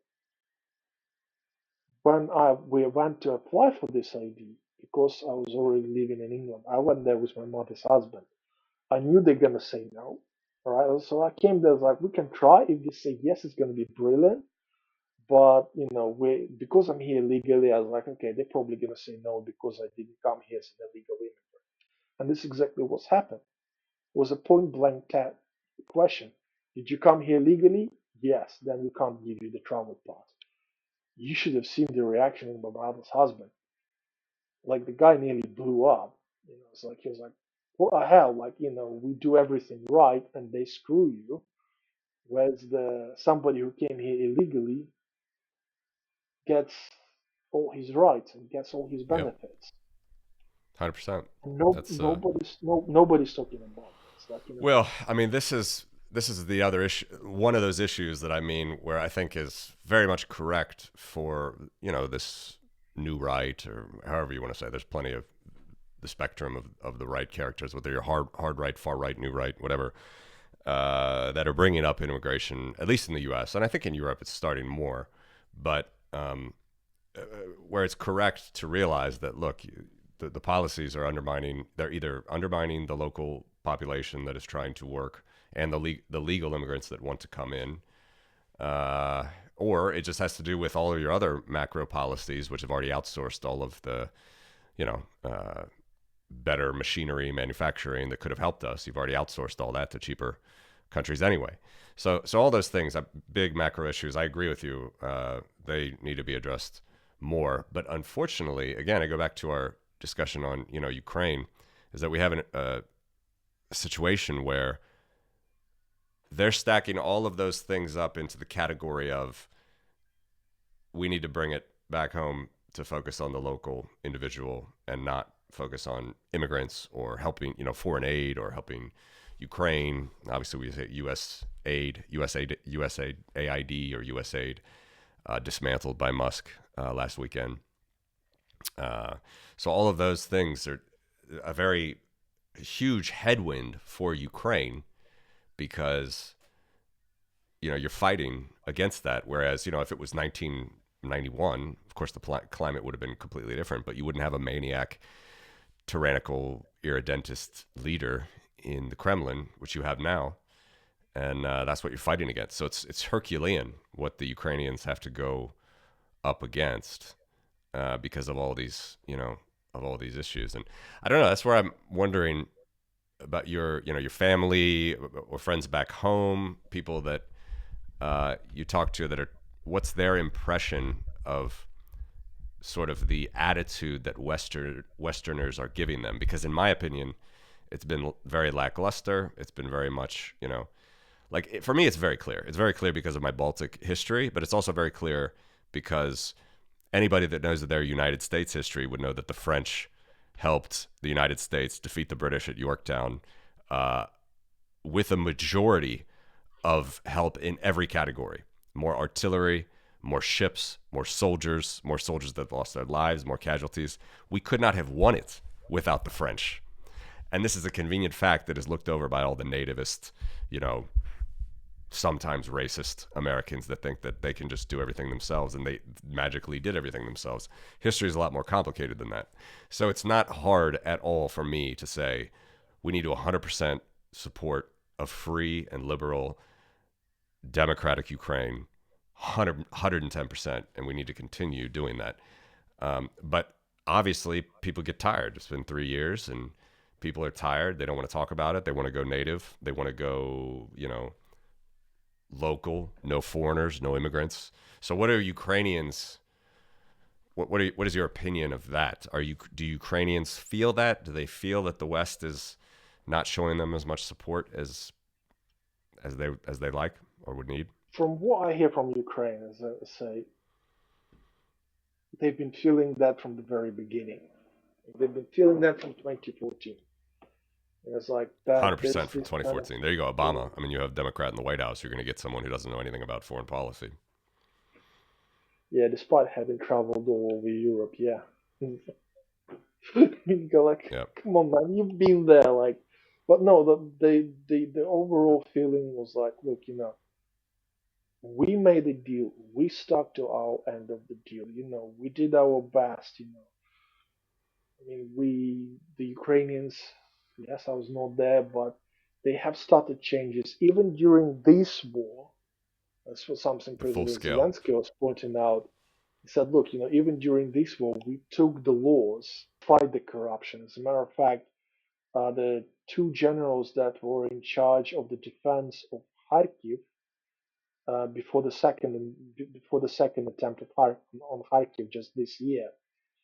You know, they are actually being investigated, and I believe they've being court-martialed for some of the stuff they've done. It's like this is unprecedented in like last God knows how many years. You know, the generals screw up, and instead of like giving them fancy retirement, people say, "Hey, wait a minute, like you have done wrong." You know, it's like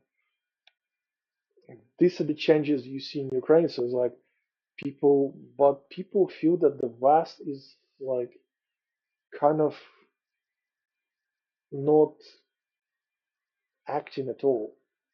Like we give you something like I've made this video, the gentleman we talked about earlier, the military commentary, Ryan Macbeth also said done the video, I think probably just a few weeks after me when we were both talking about the fact that the Western support does the weapons the West gives to Ukraine, right? It's like the different the choices are one, you have to dismantle those weapons because they're not the newest systems.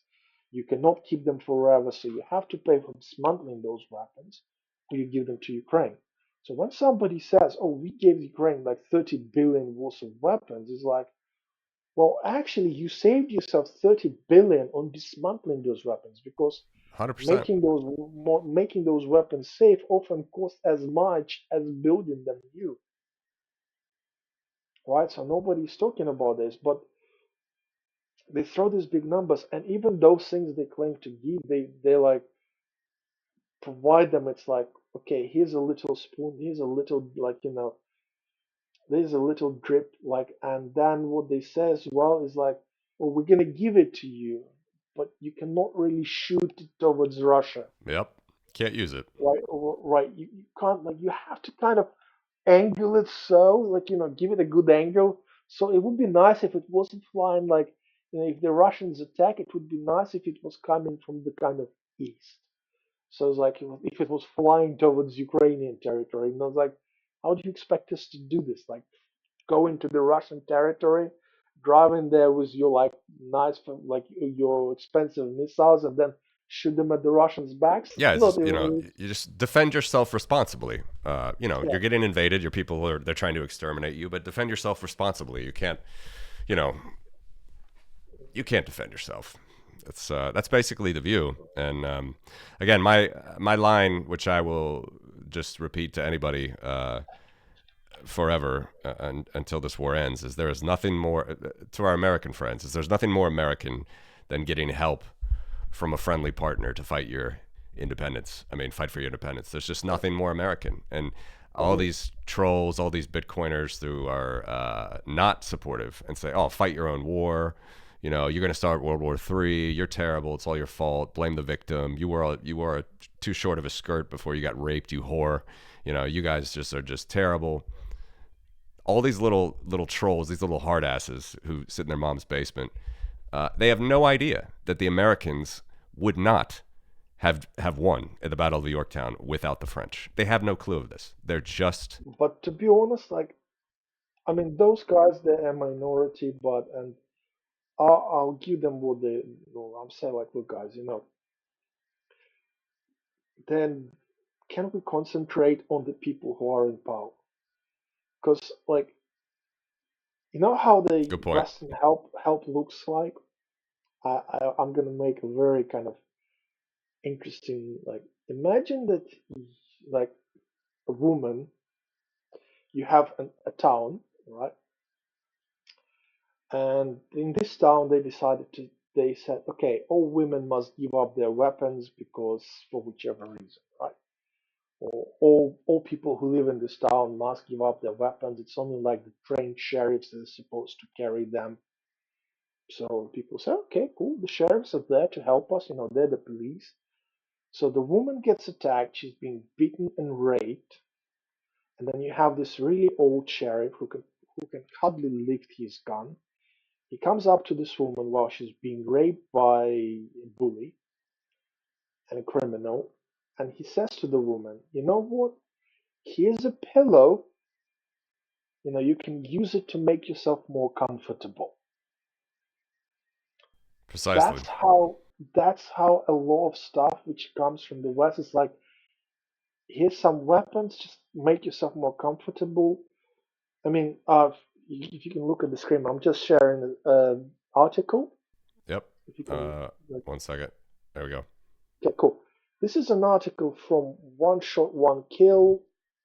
There's a guy that shot shells at Russian vehicles. Let me just check. Oh, yes, cool. Updated 5th of April 2022. So this is the beginning of war. The whole principle of the article. The reason I found it is we talked to, like I say, a journalist. I will call it a journalist friend of mine, and saying like I said, hey, look, this I had this thought like, why don't people put? Because there's been an uprising from Ukrainian military saying that, look, quite often the reason we can't stop Russians invading, like going into certain villages, we can stop them in the field, but the drones they don't carry big enough payload to destroy houses. And what the Russians do is lose like they send in like 300 people, they lose 200 people, but then they put 100 people into the like couple of houses, and that's how they kind of end up taking over this, but like a particular village or something like this. And the artillery, because obviously artillery has to stay like a few miles, quite a few miles behind, they still use normal shells, right? So because of the distance, by the time they land the shots that can actually destroy the buildings, Russians already moved on into different buildings. Right? And now I was like, why don't we use like, because there is a laser guided ammunitions. I was like, hey, can we put the lasers onto the drones that Ukrainians using, and then use those drones like FPV drones to shine the laser that those shells can actually go through, like and they can hit those buildings. It would make brilliant sense. And as we were talking to this, I was like, hey, do you think it might be a good idea? Like, so uh, I was like, you could probably pass it on to the head of your department, so to say. And then I was like looking, I was like, oh, wait a minute, Ukrainians are already doing this. They were doing this in 22. So imagine if why do we still have the problems of having to shoot 5, 6 shells? Why do we still have it in 2025? Like, there are old shells, and I'm pretty sure in many of the Western militaries who still use this technology. They just like, because you have to replace those shells every like so many years. It's not that they can stay there forever because the explosives and stuff like this, it becomes very volatile. You essentially at some point of time you can't actually use them anymore, right? So you have those. There are those things there. Like, why is the technology not being used very often? Why is it not being supplied? Something like this could solve a lot of problems. As a matter of fact, that it could probably like having a very precise fire would probably stop a lot of attacks, and it probably, well, like, I don't think they would save a lot of Russian soldiers, but it's like, but it would save a lot more lives. This is war, and you're trying to kick them out of your country. Yeah, Uh, like, yeah. Go ahead. but let's look at something else. Let's look up at the planes, because everybody talks about providing Ukraine with F-16s. Yeah. Yeah, we're gonna look Embraer Super Tucano. Right, this plane, this is Embraer, but it's a turboprop plane. It can carry like most, not most, but quite a few modern missiles and bombs, which would be required, mostly weapons that would be helpful in, for example, knocking down drones and like Russian missiles, because it carries Signed-Winden missiles. And I'm using this one as an example, but I do know for a fact that US has got over 100 planes, because there's an American plane, which is essentially a copy of this plane. It has been used by American forces during the war in Iraq and Afghanistan for special for supporting special ops. They have over 100 of them sitting in a hangar in the hangars in one of the air bases in the US. Right, so it took years to provide Ukraine with F-16s, right? Until people finally went like, yeah, we kind of have to give them. If Ukraine received 50 of those planes at the start of the war, right? These planes are not fast enough to become a huge attacking force and stuff like this, but they are much cheaper to fly than F-16s. They can land essentially in the field because it's a much simpler turboprop, so it's much easier to maintain. There's plenty of Ukrainian mechanics that could do that because they're not as fast, and they're much easier to fly than like full on modern like F-16, like they can go above sound barrier and things like this. You have to have very particular requirements to a pilot. Ukraine could have plenty of pilots to fly those, to knock down drones and Russian missile barrages.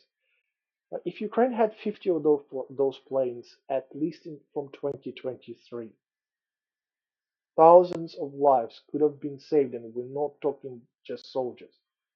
We're talking women, children, obviously men who stayed, teenagers, everybody. Like those missiles, they don't pick their targets. The reason the Russians don't pick their targets is because they want to have Ukrainian air defenses as much spread as possible. Because they know if the Ukrainians have the opportunity to bring their anti-air defenses, the missiles that Ukrainians have, they will be not able to knock out Russian planes out of the sky. But Ukraine is now forced to spread out their air defense very thinly across the entire country because they don't know where the next missile is coming. It's been terribly tragic. I mean, it's been, it feels like it's nearly weekly, but there's another just pretty major, I mean, like where a dozen or, just innocent civilians are killed. But even in spite of all this, and in spite of all the failures that you just mentioned, the fact that Russia doesn't have air superiority, the supposedly second strongest military in the world, I mean, these losers, like they are so, it's so, what's the adjective? I mean, it's embarrassing. It's tragic. This is a nation that thinks that they're on some imperial, irredentist, sovereign crusade, primordial crusade. This is like some backwards nation trying to do this, and they're claiming that they're like some strong empire. They are getting, beaten by Ukrainian drone operators. Ukraine has been super creative as best as they can with, one arm, two arms tied behind their back. And Russia just cannot get air superiority. It's incredible. And, that going back to what we said about what Trump could do if he needs to play the, the maximalist Trump card, so to speak, if Putin rejects the offers for a freeze. I don't know why there's not more Americans for sure, but even Europeans. I mean, the Germans, of course, are always the backlog there, and the Hungarians, that aren't saying we need to max out the support now to prevent all the deaths. And yeah, here we are, 2025, on the eve of 3 full years, and they're still not trying to allow Ukraine to have air superiority when clearly the Russians cannot get it. It's embarrassing for them. They are just a drunk, terrible, I'm sure people have seen it. I don't know if people on this channel, I'm hoping I'm getting some Bitcoiners watching here that don't think about this stuff very much. But there are videos of these Russian conscripts going in for their second or third meat wave on crutches. I mean, these people are the most unprepared, ill-defined army one could have ever seen. It's an absolute embarrassment for them. But because of their maniac, genocidal dictator, they continue to throw meat wave after meat wave to an underfunded, Ukraine that's trying to defend against this. But it's so embarrassing for Russia, and the fact that the U.S.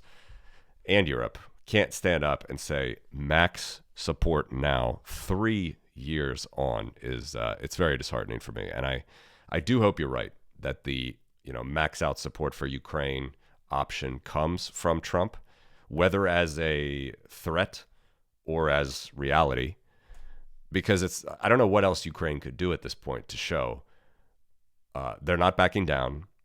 Their people are real sovereign and 1,000-year-old people, no matter what anybody wants to say of it, at least of all Vladimir Putin. And they're completely united against rejecting this threat. I don't know what else they could do, frankly.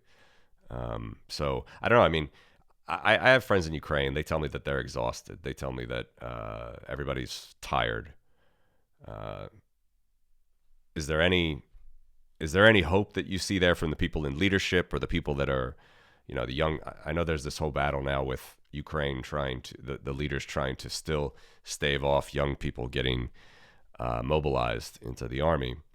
But, is it just really tired? What's the general opinion on that? There is, like, people are tired, but there's one phrase I said and some time ago, and I was saying that there's a very like the reason the President Zelenskyy won the election is because at that time he really clicked with people.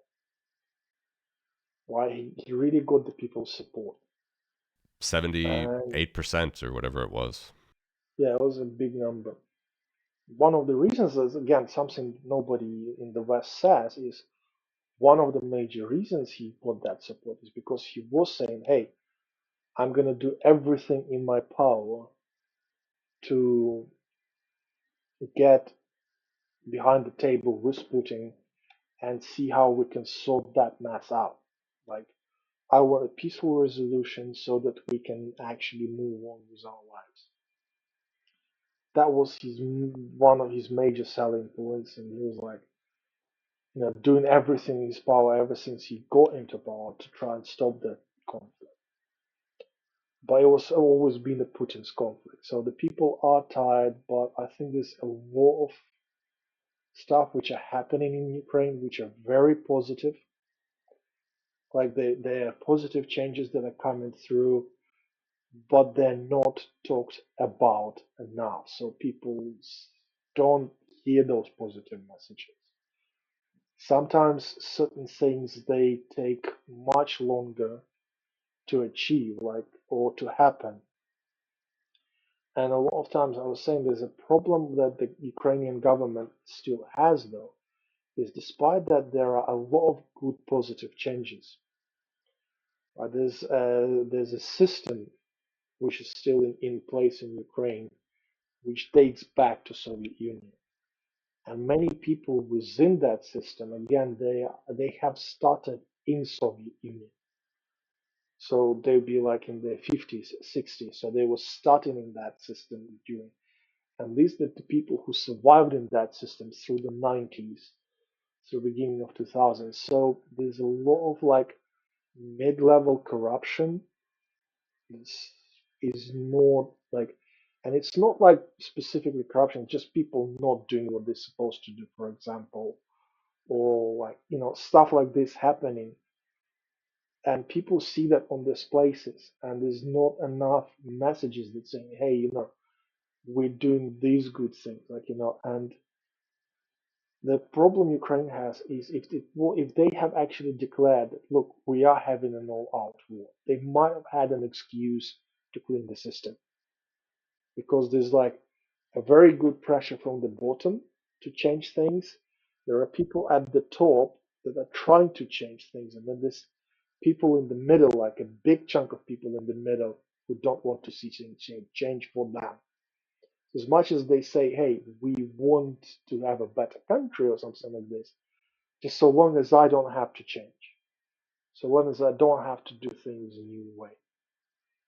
And this is where the government is losing out, and they're losing the connection with people because of that middle ground. So to give you an example, we already talked about the generals finally somebody like they're holding somebody which was higher up responsible. They said, look, you said you can do the job, you got the job, and you failed. And why is it that you failed? Let's take a look at that. There were positive changes happening in Ukraine. Like I said, this was the major reason for Putin to invade, was because Ukraine was getting better and better and better despite all the bad mouthing from the Kremlin. It's like, but the problem of the government is they're stuck in the bog of that middle system. So we talk about military for quite a while. They will say there was things coming through from the military themselves. They were saying stop creating new regiments. We have old experienced regiments which need more people. We can do the job. If you're creating new regiments with soldiers that have never been in the battle, they go there, they get slaughtered because there's nobody to pull them back and say, hey, slow down. Hey, this is how it's done.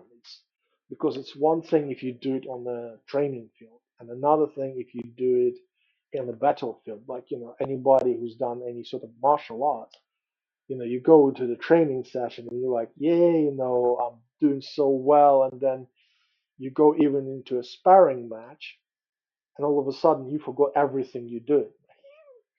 So this is the same situation was happening. So, but then the experienced part, the experienced soldiers were not getting the support they needed. Were not getting new people, so they were getting killed more often, like because of that. Now, after that situation which happened in France, for example, where like it was like 1,000 soldiers completely disappeared somewhere in France. Yeah, do you have any insight on that? Again, they had officers which were like they were trained. They didn't really many people like they don't exactly want to go to war. There was also that they were getting, for example, French training, but they were still getting those Soviet officers, you know. And they went like I believe that many people were like, wait a minute, like again, this is not something, but I can assume that is that many soldiers were like, wait a minute, we're getting this training, but we've got this guy who's going to try and lead us into the battle, and he's going to do exactly the same stuff that the Russian officers do. He's just going to throw us into the field without any proper support. We don't want that. We're out. Which is not true. Quite often, it's actually the it happened. Even in Ukraine, it happened. From So Western trained yes, because soldiers. the soldiers are Western trained, but number one, Western training is nowhere near close to what needs to be to what's happening in Ukraine. So, like many Ukrainian soldiers, they were like, "Yeah, we get trained in the West." So, like they would say to them, like example, like I think it was Aristovich was giving that example as well. So it was like the Western training is like this: you come across a minefield, you walk around it. You come to a minefield in Ukraine. It starts near Kherson, it ends near Donetsk. Start walking. You know, so a lot of Western militaries they don't really like they do good training on the equipment they're using and stuff like this. But when you start getting into tactics and strategies of how to use things, all of a sudden it's like, oh wait a minute, like the stuff you're telling us is not the stuff we're hearing from the actual frontline because many Ukrainians have the somebody who they know who's already either been to the front line or is there. And I was like, so they come in, it's like, and then you get a bunch of officers, because I believe the generals in that division that had this problem with people, they were the old guys. They were like in their like 60s as well. So, and a lot of stuff they brought with them was still kind of a Soviet era thinking.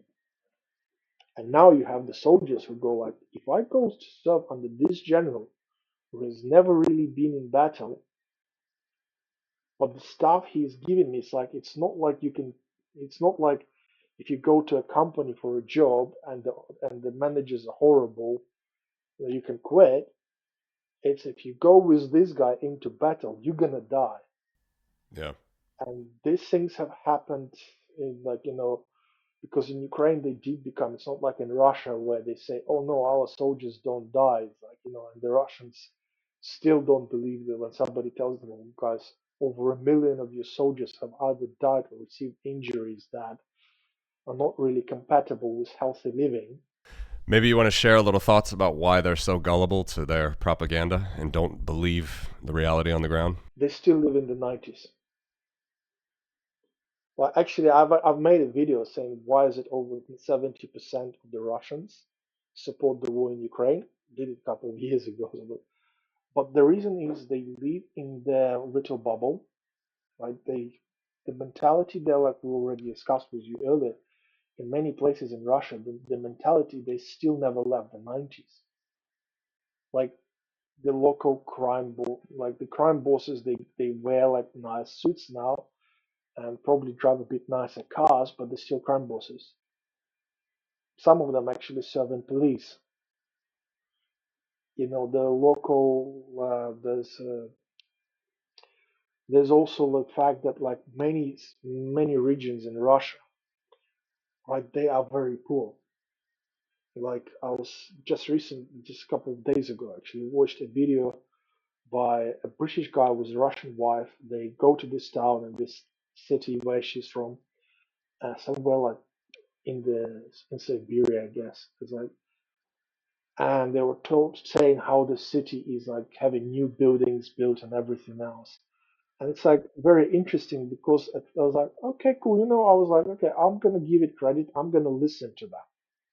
So I listened to them, and then somewhere like by the end of the video, I'm not sure if I can find it, but they say like, but to be honest, this city is growing. But if we are gonna be completely honest, every city and town around it have lost at least 50% of population. Because of mobilization. No, because of poverty, bad living conditions, low wages, people simply either living or dying. Yeah. Let's remind our viewers as well that 25% of all Russia today doesn't even have plumbing. This beacon on a hill that people think Tucker Carlson thinks is a great place that is just liberty and full of wonderful things for their people. The country that was supplying gas to all of Europe, and was it like 50% of their country does not actually have gas pipes in their towns? I mean, it's the funny thing is, Americans, the appeasers, the appeasniks, the vatniks, the tankies, the guapniks that want to, sit there in the West and act like Putin is somehow a good guy. They denigrate some of these comments that the U.S. sort of establishment politicians have said about Russia for years, which is that it is a gas station described. It's a gas station that's sort of camouflaged as a country, Europe. Right? It's not a real, and people are like, no, Putin, he's a strong leader. He's really trying this and that. He's standing up to the West. I mean, these views are just they're so blatantly wrong. They're so blatantly tired. I just don't know how blind someone has to be, and how many Ukrainian children have to die or be deported for this to end. But it continues on. It's unbelievable. It continues on. A true story, because many people in the West, they don't get it, but a true story. That's the difference between Ukraine and Russia. It's like about the same time, there was scandals in Ukraine and Russia about school toilets. And in Ukraine, the scandal was that in the school toilet, they obviously in Ukraine, all the school toilets are inside the school, right? So there's a point to this story, and the whole mess was that whoever was doing the repair works in that in the girls' toilet, right? They basically did not fix the doors up properly, so there was a hole, and In people Russia could or actually Ukraine? in Ukraine. Okay. So there was a hole, and people could just kind of pop in and look into that hole and see what the girl was actually doing there. It became like the whole country was like up in Scandal. arms of all the Scandal. it was like Yeah. yeah. In Russia, the scandal was that they couldn't even put they basically they did not. There's a big school, right, in the northern region of Russia as well, and they basically made the outside toilet. So they didn't put toilets inside the school.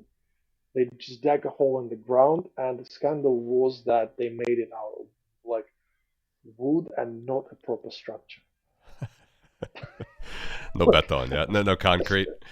No concrete yet. So in that they had to kind of build a little concrete houses in there. But it was like that's the difference. Like in Ukraine, people were going up in arms because somebody made it like just bad design of the things they were making, just but bad workmanship. Like in Russia they would, and in Ukraine it was like, how can you do that?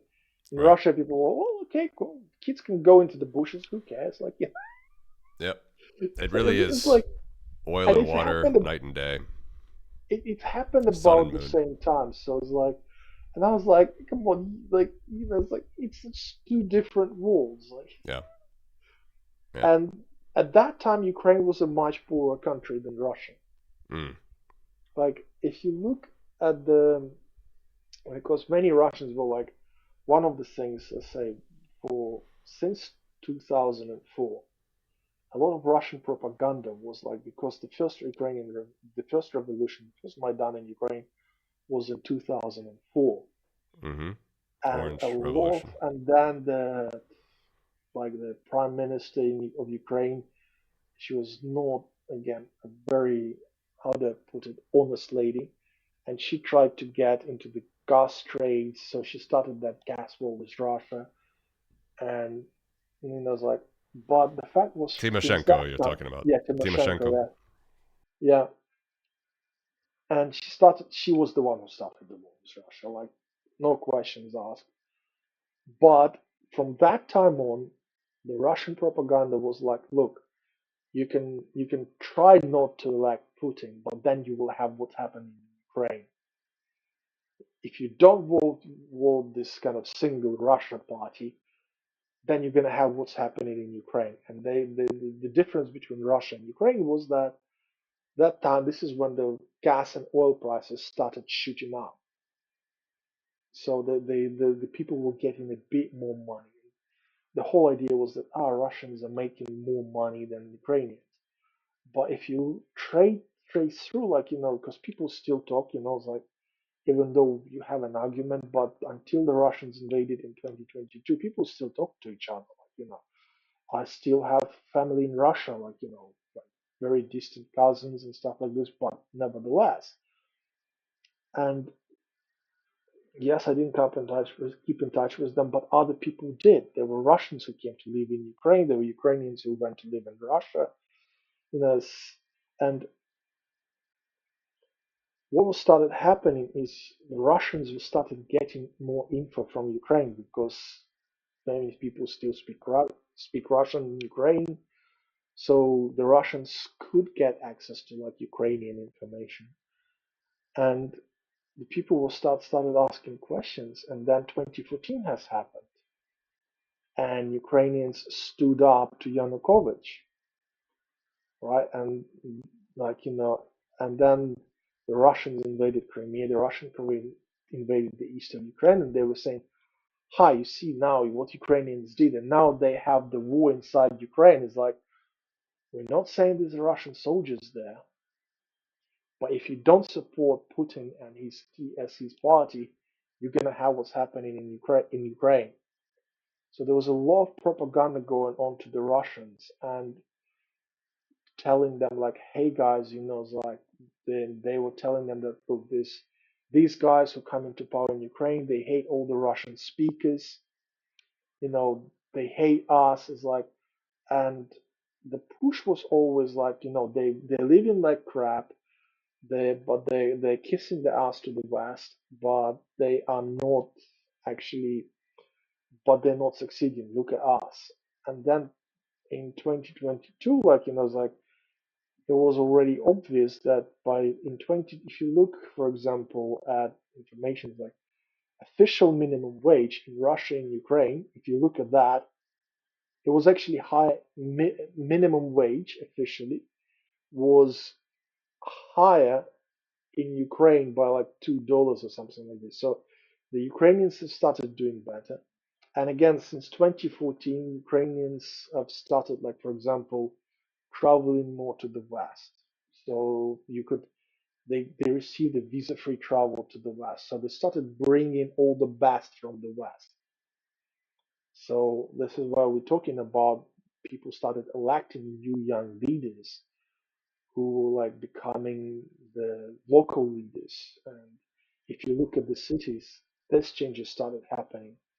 And all of a sudden, like, people in Russia were like, oh, wait a minute, like Ukraine is not doing that badly. Let me ask you, though, because about this issue, I think it's still deeper than that. And obviously, I'm biased, you're biased. We don't have a Russian here to defend themselves or give that opinion. But the idea of there really being some difference of who is susceptible to propaganda, I think it's more than that for Russians. I think they just generally want to believe the nonsense that they have, because I'll remind our viewers that one of the first things Putin did in 2000 was he took the private news channel of one of the people that got him elected, oligarch Boris Berezovsky. The next year, he took NTV from another oligarch that got him elected, Gusinsky. And then in 2003, he did his first major takeover of an oil company, Yukos, with Hodorkovsky's company. So from the beginning, I mean, and the Putin's palace, that thing on the Black Sea, that was already started in like 2002 or 2003, according to the Navalny team. So people still don't like to buy, Tucker Carlson's, the asshole Putin lickers, according to Zelensky's word there. They still believe that somehow Putin's like just some genuine, and Lex Friedman sells this bullshit too, right? That Putin's just some genuine guy, always like did it for his people. But anybody in the West could see, if you paid attention, you could see that he was from the beginning building up his oligarchy, his technocracy, his autocracy with just whoever was in his group from the 90s, his little St. Petersburg mafia group. They were the people that were going to stay around. And it's like, if you're in the US or whatever, you could think about whatever government channel in Europe that, there's a few different main government stations, a few private stations, right, for news and stuff. In the US, the example of say, a hard right, or not, typically farther right, would be the Fox News. It's like if there was only Fox News 24/7, just blaring through your radio and on your TV. That's what, this gerontocracy, as you're talking about, the old guard hears every day in Russia. But even saying all of that, I think if you had that in Ukraine, they would still not believe it. They would not fall for it. They would just they're different. I don't know. Tell me why it is that Ukraine, even as much as they are blasted with Russian propaganda, and the Russian propaganda is blasted through the Baltics, but it's still, like I said, we're immune to it. Why is it that Ukraine can turn the page and, just get away from this sort of megaphone of Putin Orwellian hellscape, but the Russians just allow themselves to be taken by it? They just allow themselves to say, no, it can't be that bad. We can't be murdering and raping and deporting your children. It just can't be that way. Is it only the propaganda, or they just have something inherent in their little reptilian, Orwellian, empirical mindset that they feel that it's just, we might as well support it? Okay, 70% of Russians never left their region. Yeah. So it's only Good like point. they say That's a good point. about about less than 30% of Russians have an international passport. Only about 20% of them have actually traveled outside of Russia. Most of that 20% comes from a very few places, right? Out of those 20%, very few have traveled for the like really say let's say culture experience, culture exchange experience. So they will go and look at historic culture. So they will go to Rome and they will see all the Roman palaces, but they never speak to the people who live in Rome. So like they have very little interaction with the rest of the world. And quite often, even when they live abroad, so I do know some people from Russia, and you know, mostly they were ladies, and they like some of them were friendly with, and they just say, "Look, don't tell me this stuff. I just want to believe what my dad tells me." Right? So, and these are the people who live in England. They've been to, there's a friend of mine, she's Mm. been to Russia, and she ran away from there screaming, like, posting how bad things were in the town where she's from. And now she would be telling you how it's the West that, makes the Russia bad. They don't want to believe that, yeah, wait a minute, we can change things. So, very different psyche to Ukrainians. Another thing is Russia is very big. So quite often people like when we talk about Maidan in Ukraine, right? The second one especially. What many Westerners they don't understand what happened. What happened was that a bunch of kids were essentially standing in the main square, Mm-hmm. protesting the fact that the government has broke down the treaty with Europe, Mm-hmm. and they were not causing any trouble, nothing else. And then somebody decided that a good idea would be to psych up the police force and then send them in to beat up those kids. Soviet Well, style. not even so. That Russian stuff like style. this, Russian style. more like yeah, Russian, more like even like China, was it that Pyongyang Square? I don't remember. Like remember when the school Tiananmen. was called? Yeah, Tiananmen Square. yeah, right. Similar stuff. So it's like not tanks, but they came in heavy. Like this, if you watch videos from this, there's a video somewhere where a young guy he gets knocked down. Some guy runs in, just this guy's trying to scramble up.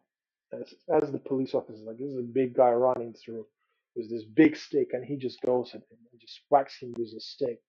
Somebody runs and kicks him, Yeah. and they don't even like looking where they kick him. They just kind of kick him in the face, like boom. And they come in into that square, and this guy's kids like there's nobody. I don't think there was many people there over the age of like 22. So most of them younger, Yeah. right? We're talking like just out of school. Some maybe even still in school because they were in Kiev and they just right, not making any mess, any fuss. They just standing there. These guys come in and they beat them up, like we're talking ambulances, people having their arms broken, and there's like True autocracy, like what happened to the Hong Kong protesters. I mean, true, no human yeah, rights, no right to assemble. You have nothing. We're just going to put you down. That was the democratically elected Yanukovych government, yeah, ladies and gentlemen. I mean, it's and like people don't have the a right to stand up and resist that. It's just yeah. this. If they did that in Moscow, maybe some people would go out to protest that. Mm, In Ukraine, because you can for Ukrainians driving for 1,000 kilometers, we can do that in the night. We don't mind, it's like especially about something like this. Now we're pissed. yeah, it was like So not our children. I mean, that was what got the parents up in arms. yeah, You yeah, know, it was like you're not touching the children. Like we remember when the kids got picked up in Moscow. Maybe it wasn't as violent, but when they were getting picked up in Moscow, there was a big when was youngsters this? protest. A couple about 2015, I guess. Because there was things would that was yeah, like, and a quick reminder as well. some people might know this, but like things started to go bad in Moscow precisely before Putin's re-election in 2012. That was when everybody was like, all right, he's really going to do this. He's full on going autocrat. And so that's all the guys, Navalny, Milov, Kasparov, all of them were there protesting, huge protests in front of the Kremlin in 2011. And then after Putin got in, he's like, all right, never again. So all that stuff, like 2014, Pussy Riot was rioting against the weaponizing of the Orthodox Church. And I don't know the particular event that you're talking about, but this is the environment where it started to be like basically you can't protest with more than two people in a public square. So anyway, they probably got violent with some kids, and then the sheeple that are the Russians just let it go. Yeah, they didn't get super violent, but none of the parents came out. Yeah. Nobody. Even the So ones that why live in the I think people need to understand that, and even myself, I need to understand that. Why are they so submissive? Why are they so cynical? Why are they so They don't see an afraid? alternative. They do not see an alternative. Like I said, Ukrainians, we had access to Europe. Like even if the Ukrainians did not get a free like visa-free travel in Europe, there is still plenty of Ukrainians that are working in Europe. Like when I was coming back to Ukraine from Europe, like I'd go and I'd be invited to like my teachers from my school, say, hey, come over, have a chat with our kids, tell them about your experience. But so Ukrainians have had a bit more sober understanding of Europe. Mm, Like I said, the fact that Europeans have started getting a visa-free travel to Ukraine, so the Europeans be it in places where they're like, people went, wait, what are you saying? Like, wait, what, what language is this? Like, we don't understand you. And then somebody comes up and like, oh, you speak in English, right? I yeah, speak English. I can translate. Like, they started having all those ideas available to them, and they were like, wait a yeah, minute, we can have changes. Russian populations generally don't have that. We were talking with a friend of mine who's from Russia, and he was like, we were talking to him, and I was saying, the Russians don't even have a proper access to the internet. And he was like, wait a minute, this technologically everything is there. I said, yes, but to have access to internet and to the ideas and things like this, you have to be able to access more than just Russian internet. You yeah, have to be able to understand at least another language, which most of the Russians don't. And the access is there if you have a smartphone. And even with smartphones being very cheap, many older generations still don't have them. And let's be honest, like, when we were trying to set this up and like, we were trying to see if we can run through a smartphone the video, and it's like, I'm holding this smartphone right in my face. It's really uncomfortable. Like try reading news articles from your smartphone. Like tiny text, yeah, nearly unreadable. So you can maybe watch some videos, and as well, like probably not gonna watch a big factor videos. You probably watch something small, like and again you will very little understanding. So they did not have that. The younger generations of Ukrainians did. Another thing is what happened is Ukrainians had to change because they did not have the oil money.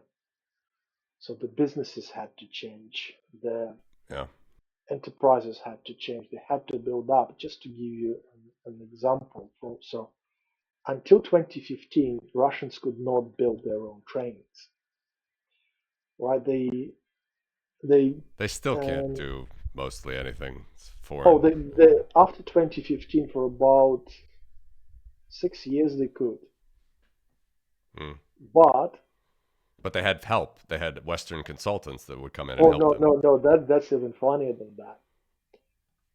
In 2014, obviously they've captured Lugansk, Mm. and in Lugansk there was a train building factory which magically disappeared by 2015. And in 2015, There's those Russians have damn Maidan stopped. protesters. Yeah.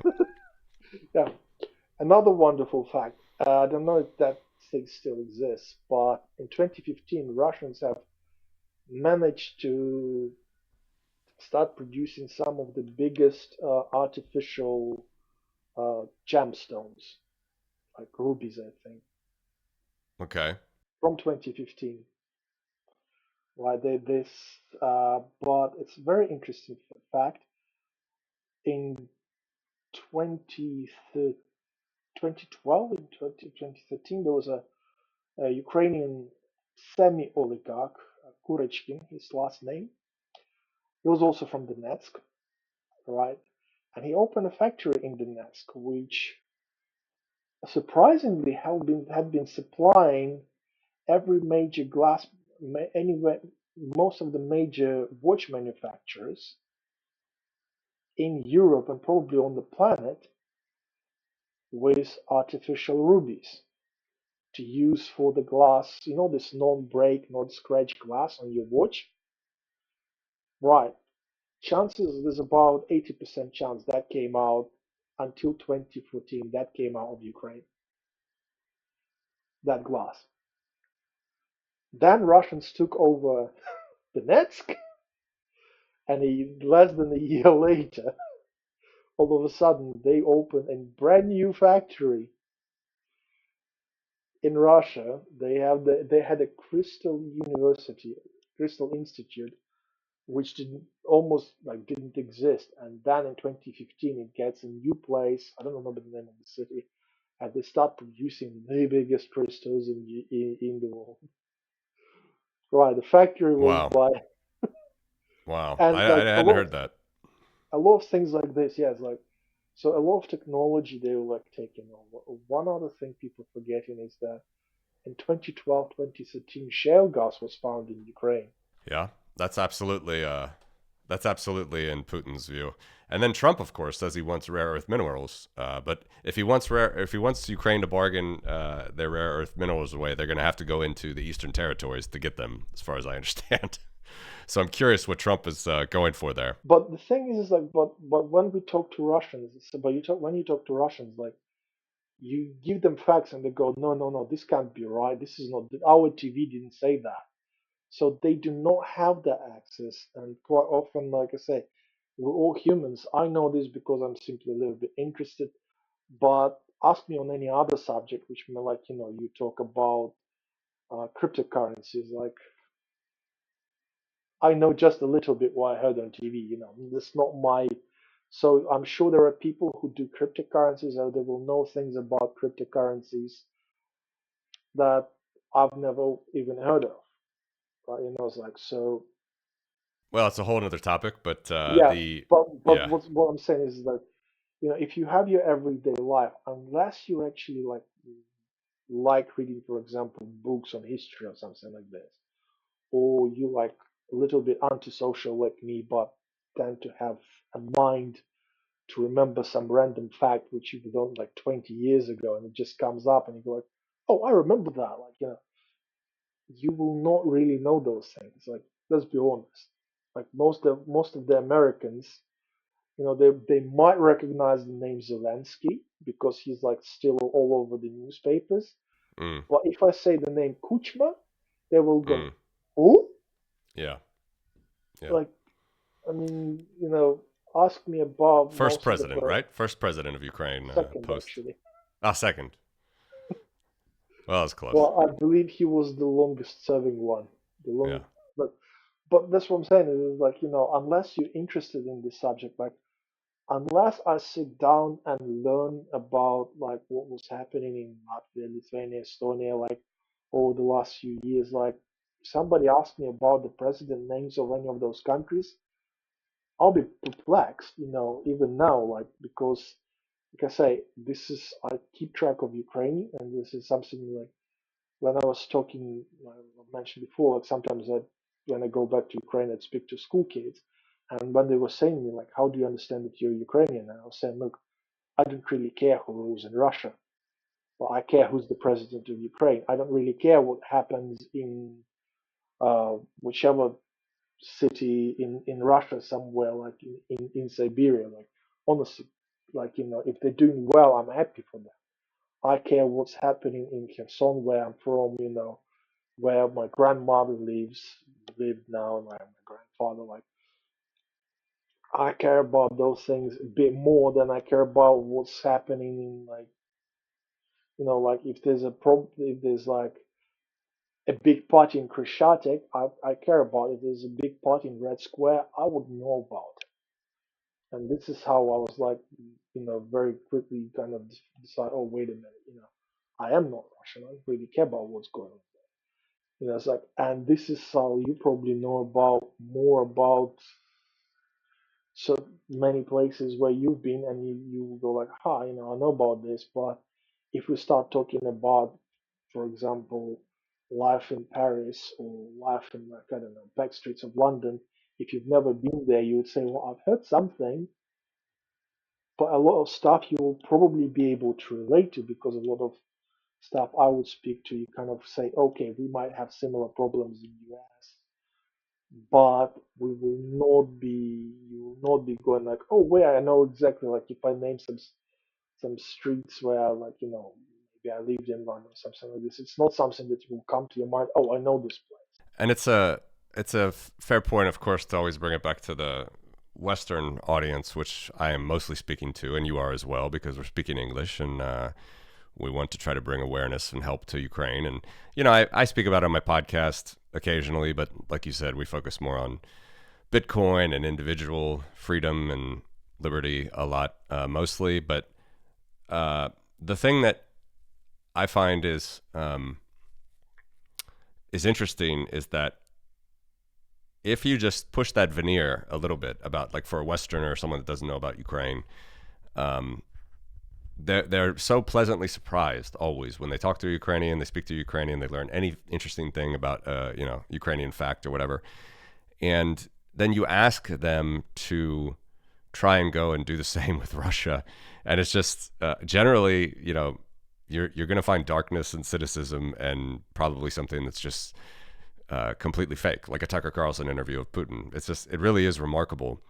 And the battle is still very tough. And I think it's getting more front and center now because the U.S. is basically, as we talked about, they're retreating. They're retreating from the unipolar order.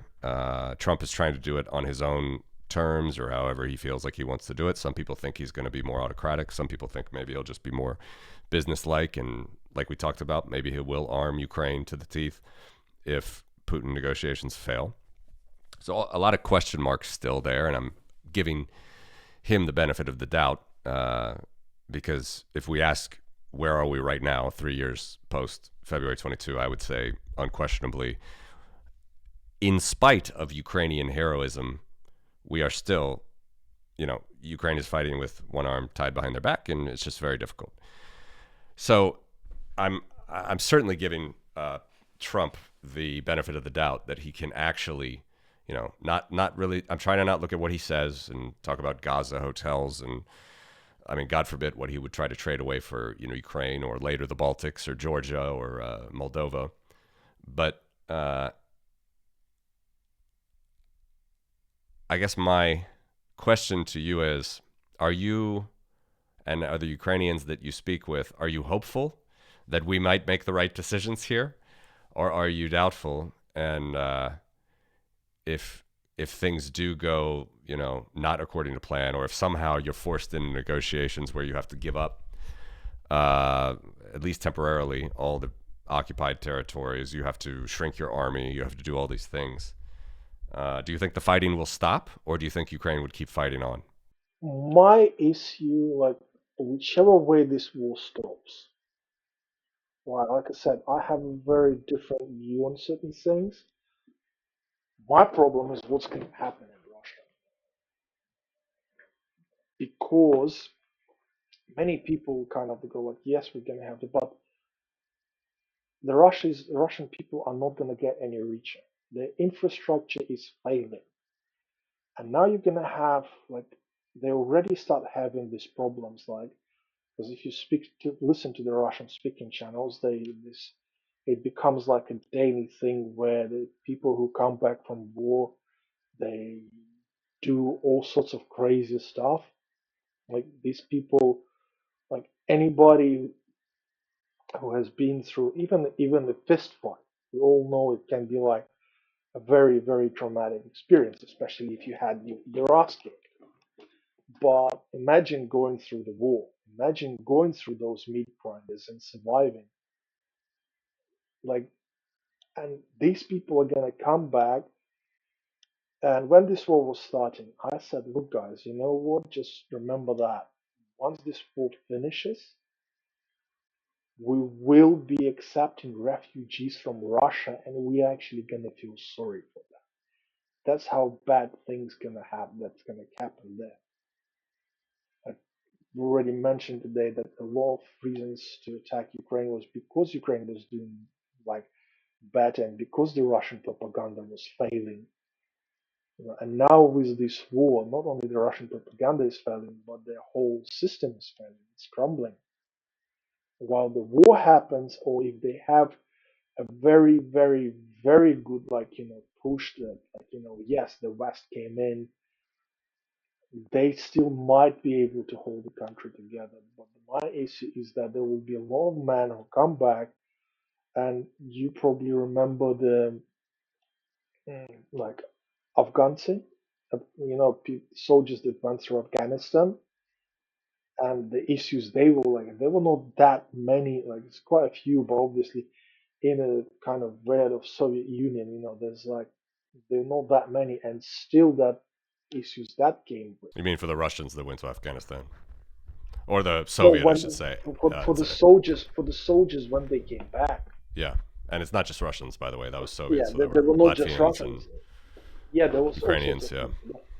And if you look at those, like what was happening, there's like most of the people in the West they don't know, but I remember the issues those guys were causing. And like in my home city, there were a few, but it's like but still not that many, and still people go like, oh wait, this guy is like, what? Don't hustle him. He's been through Afghanistan. Not, the guy is not in a good place. Imagine all those guys that went through all the bad places, like proper war in Ukraine. And the difference is that Ukrainian soldiers, they know that what they're fighting for. They know what they're coming back to. Many of them, I expect that we will see a very big changes in Ukraine after the war because those soldiers are proactive. Even like in these situations, in these bad conditions, like let's be honest, through the commanding officers, through social media, through other ways, they still get what needs to be, what needs to be done. So, for example, when we talked about that the decision was pushed through that they're not building any more new regiments. They're sending the soldiers into old experienced regiments. Now they said, look, no more new buildings. We're gonna train the soldiers, and then we'll like when the regiment comes out, we're gonna fill it up with new soldiers. We're gonna train together, and this is what's gonna happen now in Ukraine. It took a while, but they got that, right? And also, we're already seeing that, like we talked with you today, more younger people came into power in Ukraine in many places, right? And in the new places, all the old guys again, they're gonna move on. So there will be a lot of places where the soldiers will be able to say, hey, I was in the war. Like, we're not saying it's gonna be all perfect, it's like, but we're gonna see that kind of push where they will say, we see something, we fought for something better. We're gonna try and do that because in Ukraine they already have experience of achieving that. In Russia they don't. So they're coming back, like I say, in the towns and cities with a failing infrastructure, next to no jobs. And again, this is something I talked about, for example, in my videos, where at the start of the 22, when the companies have started closing down like their factories in Russia and stuff like this. Mm. And I was saying, and this is when they were starting to pay people to join the army. And I was saying, look, guys, there's like give it a few months, so until about December 2022, and like end of autumn, beginning of winter 2022, and you will see more and more people becoming soldiers for money because they don't have anywhere else to go. They've lost their jobs because those jobs were paid for by Western companies, and now they're closed down. Like IKEA closed all its shops. Like all of a sudden, you have tens of thousands of men whose best skill was to lift things up in a warehouse, Mm. coming out, getting out of work, or then getting jobs for like less than $100 a month. And all those guys were slowly, they had some savings, but they were slowly going and going and going into the Russian army. This is why many people, when people say, oh, we don't believe there was like 30,000 Russians a month signing up contracts with Russian army for the money, I say, well, actually there were, because there is nothing else in many places. And now these guys are going to come back to in Ukraine, they'll be coming back, and they'll be coming back to some bad, maybe bad opportunities, but opportunities nevertheless. We already see the interest from Europeans to say, hey, wait, like you mentioned, uh, all the natural resources that are right there in Ukraine on the border with Europe. We are talking shale gas, we are talking like the rare earth materials, but we're also talking about jobs in agricultural industry. We're talking jobs in building, we're talking jobs in many other, like, producing something, like, a lot of this big industry which is now evolved in Ukraine for making different drones, Mm-hmm. which now it's like this, a lot of like, this is not gonna exist in Russia. So when these people gonna go back to Russia, they're gonna have like some money through their time in the military, but that's gonna run out fast. What happens then? I mean, like we say, people who came out of Afghanistan, but they were tens of thousands. This is hundreds of thousands. And Afghanistan was tens of thousands spread not just around Russia, but also Ukraine, Belarus, Latvia, Lithuania, Moldova, Kazakhstan, Uzbekistan, Georgia, Armenia, Azerbaijan, all of those places. Right? This was like they were all over, but this is like nearly a million people who had either went through war who managed to survive, people who got injuries. Like if you look Two at the million. Could be 2 million. yeah, take all of that and now imagine them coming back into Russia, where many places, like we mentioned today, many towns like have lost over 50% of their population. Smaller towns and villages are being taken off the map because nobody's living there. Like the guy who went to war was the last guy there. Yeah. And this is gonna happen. What do you think is gonna happen in Russia? No matter how this war ends, like even if they manage to keep those territories, and then they say, "Ha, we have to keep our troops in those territories," Mm. Yeah. they're still not fixing up the economy. I Yeah. understand that most people who watch us, they don't listen to the Russian channels, they don't know Russian. But even the guy we talk, Michael Naki, he was showing the videos of people protesting last winter Oh yeah. because their houses gone cold because the pipes blew up. Complete frozen tundra of Soviet Yeah, buildings from a Jason Bourne movie, if you're trying to envision this. I mean, just old, decrepit, already 50 yes, years past their lifespan buildings that the pipes would freeze and the whole walkway would be frozen inside. yes. What most of the people probably didn't pay attention.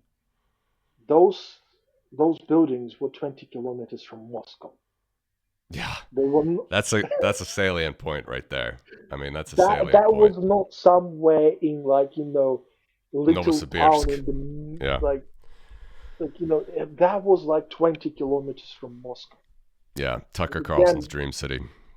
yeah, but the thing is again, let's look at people like Tucker Carlson. They go to places like Moscow. They go a couple of other places. They go in there, and Tucker Carlson goes, "Oh, look, I can buy bread here for $1." Okay, At a wonderful. French at a French grocer with Yeah, imported but the the, ingredients. the question is, I'm not even gonna go there. I'm not like I'm gonna say you can buy this Sure. bread, wonderful. I'm just chiming in, Yuri. Yeah, Sorry. but but the question is, what is the wage for most of the people in Moscow? Can they actually? How many of them can afford to spend that $1? Yeah. And that's just Moscow. If you go outside of Moscow, when the things were good, the 300 many places $350 was considered a very good wage. Yeah.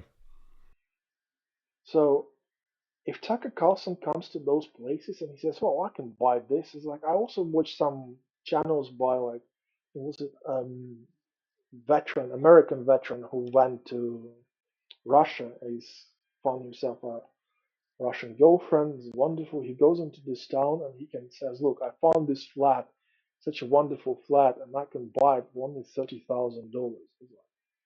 But it's wonderful, except that most of the people in this town make only 300 or less. So he's telling how great Russia is because he can buy a flat for $30,000, but he comes there with his American pension, American military pension. So I don't think he's getting less than a couple of $1,000 a month. Yeah. So when you have that and you come to the place where the good income is $300 a month, you're a king, right? You come in there, it's like, and all of a sudden you're making in a month more than most of the business people in that region. Yeah, it's like so same as like so, and people come in, and again they only come into Moscow. They only come in like in Russia. They will only come in. There's a one city, forgot its name, Vladivostok. My father studied there. Like Yeah. you go Over to in the east. Vladivostok, and people say, "Well, it became a wonderful city." And then you listen. I was listening to a Russian guy who lives in Japan, and he said, "I went to Vladivostok. It's so great." And then he went to a city nearby, so it's like another like bigger center, and he says that city is still got like he went in a hotel in that city, and he said they still got your beds in there from USSR. Sure. Like, 100%. Yeah. and he's so you have a few places where foreigners come in, but they don't see much else. And when they go to those places, the amount of income they receive, they can afford to live like nowhere else. Like that's why many people, Russian speakers, for example, who used to be out of Russia, the ones, for example, in Germany, many people when they lived in Germany long enough and they can receive a German pension, which is over €1,000, they say, you know what? Why do I stay here? Many go back to Russia, for example, and they settle in somewhere in a town like in Russia, but he goes to this town and he's getting 3 times the amount of most of the people. Many Yeah. people in Russia make even less. So when people say, "Oh, Russia is so wonderful to me," people are just like you go like, "Yeah, but like let's do the calculations." Like when some farmers from Australia, I believe I watched a video, they were saying, "Oh, we sold our land in Australia and we came to Russia and we could buy like 50 times the land for like less than 1/10 of the price." Great, but Australia prices, Australia wages, Russia wages. Australia land, not that much land. Russian land where there's just nobody there to work on that land anymore. Because Right. people who work on that land who don't have that starting capital, often simply go bankrupt, you know, and that's what the West does not, people in the West who tell about how great Putin is, they don't generally see any of that. So they go to Moscow, they see all the new builds, all the new buildings, because they don't speak Russian, they don't listen to the Russian commentators who say, but all these buildings have been built on that. Yep. So now the companies that build those buildings who are trying to sell them, because they don't get any government assistance because of the war, maybe companies are about to go bankrupt. And of course, nobody's talking about that. Nobody's saying, where is this coming from? Let me ask you about this. Let's pull on this thread, and we're getting close to 3 hours here. This is a very good conversation. I will unfortunately have to go soon, but actually, this is, I think, a good way to wind it down. Is we're talking about sort of, say we do get to some freeze or whatever, some peace. Who knows if it'll happen or not? I tend to think that Ukrainians are going to keep fighting and not get a good deal, but let's see. I don't know, and but let's say actually that there is a freeze, and we get through a Trump term, and we get through another whatever 10 years. Talk about we're talking about the Russians or young Russians and kind of the way that they live and how disastrous their economy and country has always been, regardless. And then Ukrainians who obviously have suffered tremendously, but they have something to come back to. They're fighting, and they'll continue to fight. I heard Dmytro Kuleba said something, I think it was on the Kiev Independence, like a podcast. He said, this is recently, he said, if we can't find some sort of a deal, and he was trying to reference all sort of historic, it's not like this is the first time this has happened, right? We have like Alsace-Lorraine, we have plenty of places around Europe. Obviously, everything that's going on in around Poland and Kaliningrad used to be Königsberg. Russia had nothing to do with that area. Lands have traded hands plenty of times in European history. But his point was, if we get into some pros and long-term conflict and there's no lasting peace with security guarantees for Ukraine and perhaps even NATO to hold Ukraine back, he thinks that in like 10 years, you could have some revanchist young Ukrainians that are going to be super pissed and super angry, going back to what we just talked about, and want to push the fight further back into Russia. And then on the flip side, my question would be, what does a Russian army look at that point? I know that everybody's saying, and I agree with this, by the way, that a frozen peace is bad. It's going to allow Putin time to rebuild his army, this and that. So I certainly think that the Western pressure for, liberty and sovereignty and, safe borders for Ukraine should be pushed as far as we can push it. But, assuming that we get into some sort of a frozen conflict over the next 10 years, do you see something like that happen where possibly young Ukrainians are going to just, they're going to be out for blood, to put it one way or another, and want to go back and push out Russians from the occupied regions and then start a new conflict all over again? And then how the Russian army looks at that point, I don't know. But to me, over the long term still, even though Ukraine has been up against it so much, with all the Western support, with all the young Ukrainians that both live in Ukraine and abroad, and the fact that they've been holding Russia to, like a kilometer a month for 3 years, whatever the average has been, which is incredible. Everything that you said about Russia makes it seem to me that young Russians have nothing to live for, and young Ukrainians are going to have everything to live for, but there's still going to be an unanswered end to this conflict. So how do you see, if that scenario holds, where we get to some Trump, Putin, whatever, I don't know, frozen conflict, do you think that, how do you see both sides in the future there, the young generations looking in 10 years? If, let's say, that Trump has agreed to a ceasefire, there's no more missiles flying into Ukraine, right? So no drones, no missiles, no bombings, right? And we going under the pretense that, yes, Russia has kept the territory, but it did not fall apart. Okay, so again, this is big ifs.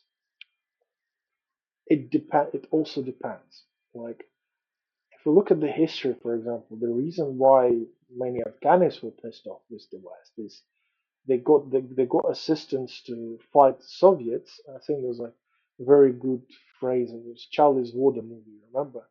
And they give a quote that we won the war, but we fucked up the end game, right? And that's where it comes through. It's like if if we're not even talking US, we're talking EU, right? If that cultural exchange happens with the EU, where Ukrainians have the opportunities to go and try different things, where and Ukraine slowly becomes part of the EU, you're probably not gonna have a generation of pissed off Ukrainians. They will be pissed off, but they're not gonna be going like, "Hey, let's go and fight the war." Not in the sense of a hot war that we have. But what will be is a very like there will be a push. We don't want to be like Russians. We want to move forward. We don't want to go backwards.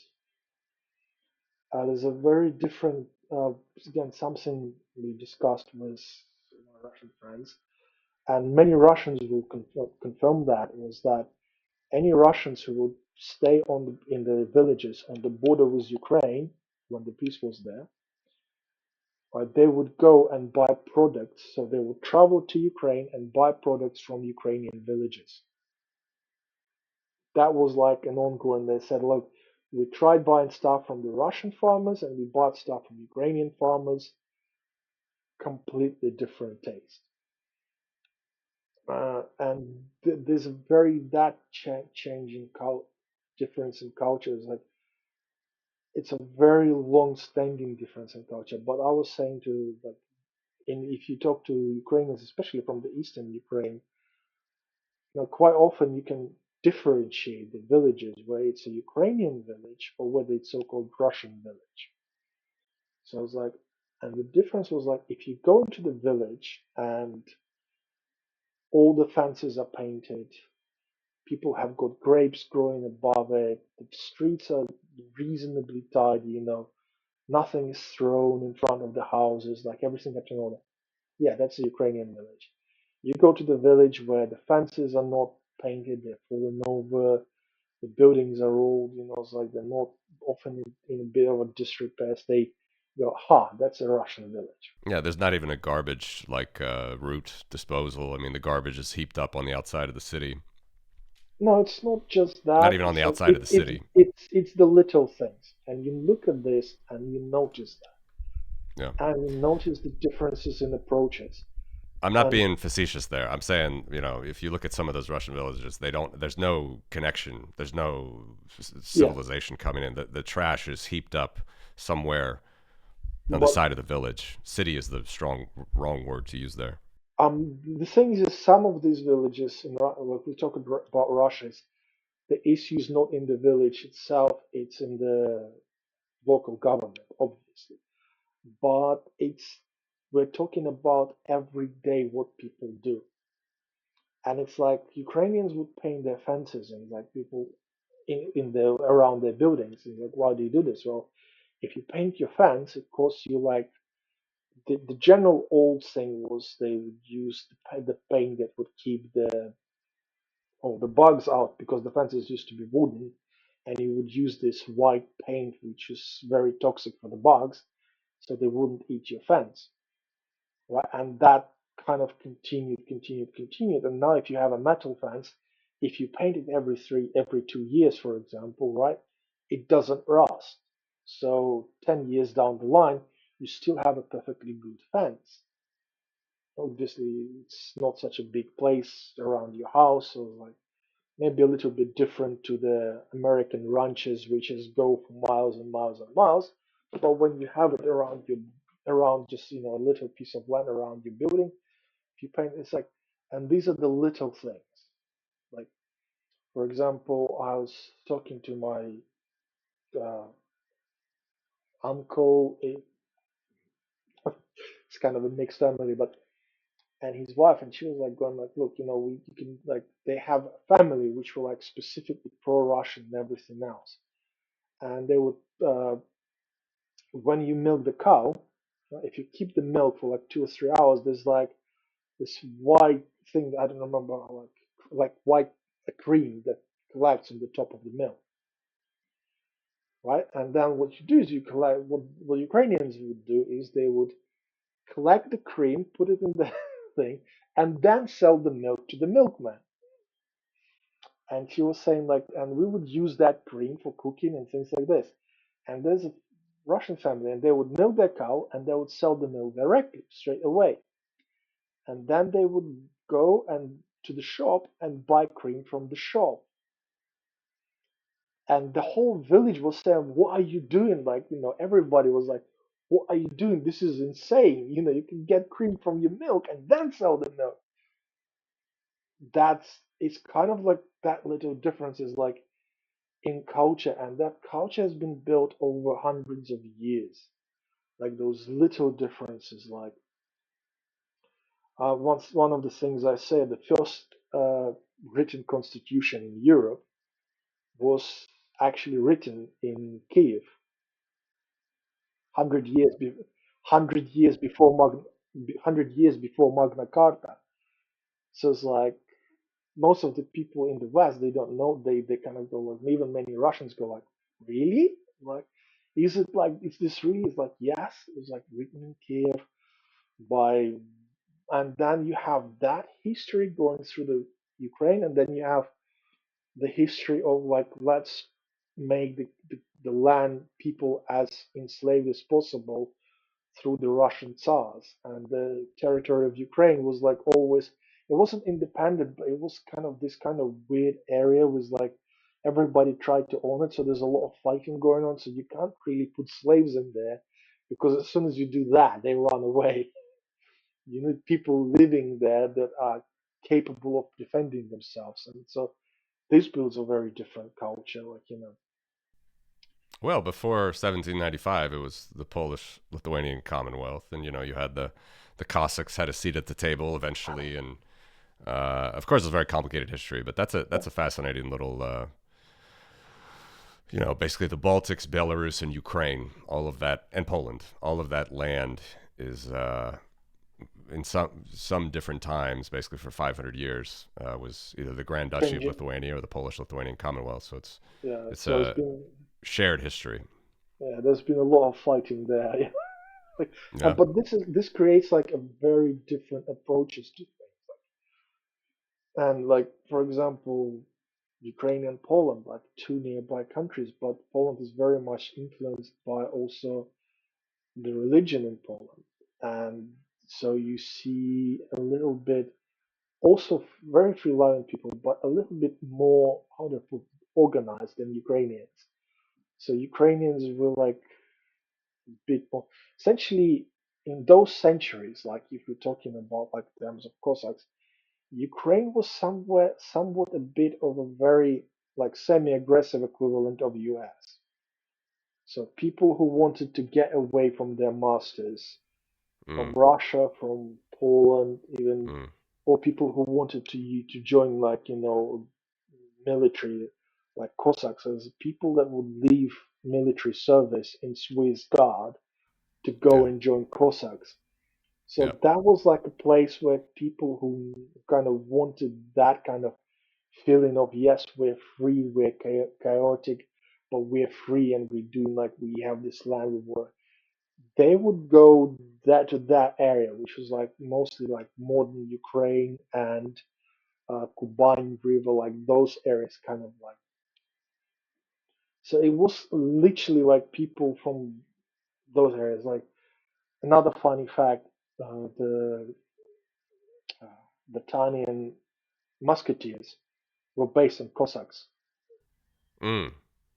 Like very few people Didn't know know that. that, but No, I didn't yeah, know the, that. the the French king has hired Cossacks Mm. to fight for him because the Cossacks would like go fight, get become they were a bit of mercenaries as well, and they fought for the French king. They essentially ended the Hundred-Year War in France. Yep. Between the that little town, the city that became a fortress, and French king couldn't capture it. And it was the very well-known Ukrainian Cossack leader that managed to capture that fortress. Mm. They managed to kind of cheat, they tricked the French because the Ukrainian ships were very low in the very, they didn't go too deep in the water, so they managed to jump the chains that held the French ships out of the city, and Ukrainians managed to jump it, and they fought their way through and opened the gates, and hence the war was finished. So the Yeah. guys, and based on those guys, the idea of musketeers came about. So the musketeers were actually, and the I think it was this blue thing they were wearing. The name for that is Kazakhin. Yeah. Cossack. So Yep. it's kind of like very, so Ukrainians did play a big role in European history, but because of that, they had a very different influence than the Russians did, and this created a culture. So it's like Ukrainians don't will not generally try to go into war. We don't. We're a bit more peaceful. We're chaotic. You never invaded one country from 1991, where Russian invaded like five, including its own. So Yeah, but we, but also many people, we can, Ukrainians can be like very, how to put, pushy in their ways. So for example, again, a story very few people know, but this is why I'm looking forward to the future of Ukraine. Is that a few years back, it was in Mykolaiv, a couple of police officers have actually kidnapped and raped the girl, and they left her for dead. And it was a town, so she managed to get away. They thought she was dead, and then they came back to finish her off, but she managed to get away. And she managed to get to the people, and she told them who's done it. It's like, so the people collect, gathered around the police station and saying, "Hey, these guys, they're going like, they're gonna get in, you know." mm. But it was all about like, we know these guys did it. We want them arrested. We want them in court. And the police officer, again, like the guy who came from the '90s era, like and he decided, yeah, you know what, we're the police, you're nobody. You should just take what's given and whatever, right? So a bunch of people got together with shotguns and basically shut up a police station. When was this? That was, I would say, it was about 2007, 2008. Mm. So it was like, so that side of Ukrainians is like, yeah, willing to fight for what people believe Yeah. they what they're defending themselves. Like same reason, same as we were talking about 2013. The Yeah. children Not going to gangs roll picking over to up. authority Yeah, 10 if you million start people attacking go out. kids. Yeah, 10 million people go out on the streets. Yep. Like Tucker Carlson will say, "Oh no, there's some guy who apparently wrote a book how Americans have paid for Ukrainians to do the revolution in 2013, 2015."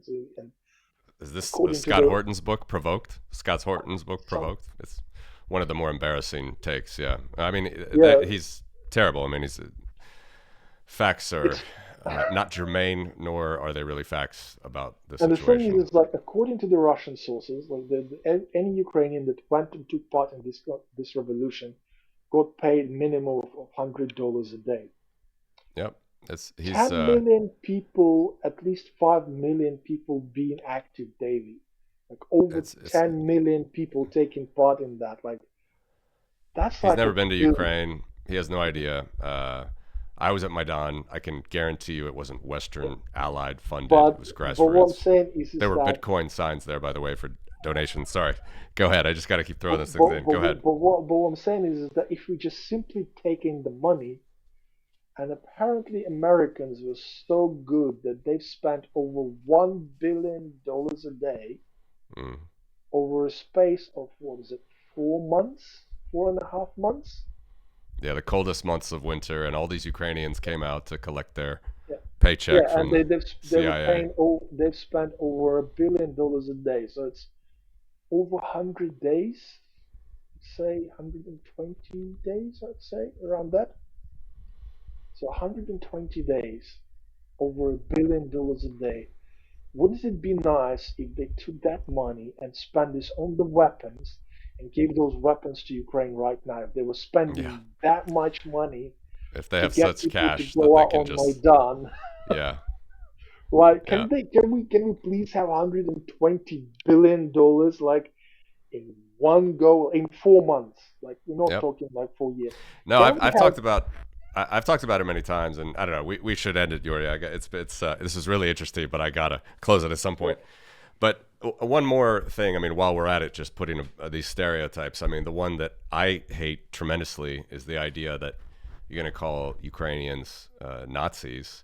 And in half of his book, he spends like I did a word count or something. It was literally like every 5 pages the word Nazi came up in his book. Um, and this guy's wife, we find out later, is uh, a Ukrainian Jewish refugee. Came over from the Refusnik time in the 80s, uh, and she gave an interview in March 2022, the first month of when Ukraine was being firebombed, and about 10 days before the Russians were, embarrassingly had to leave Kiev because they're so corrupt and disorganized and badly led and just generally terrible at everything they try.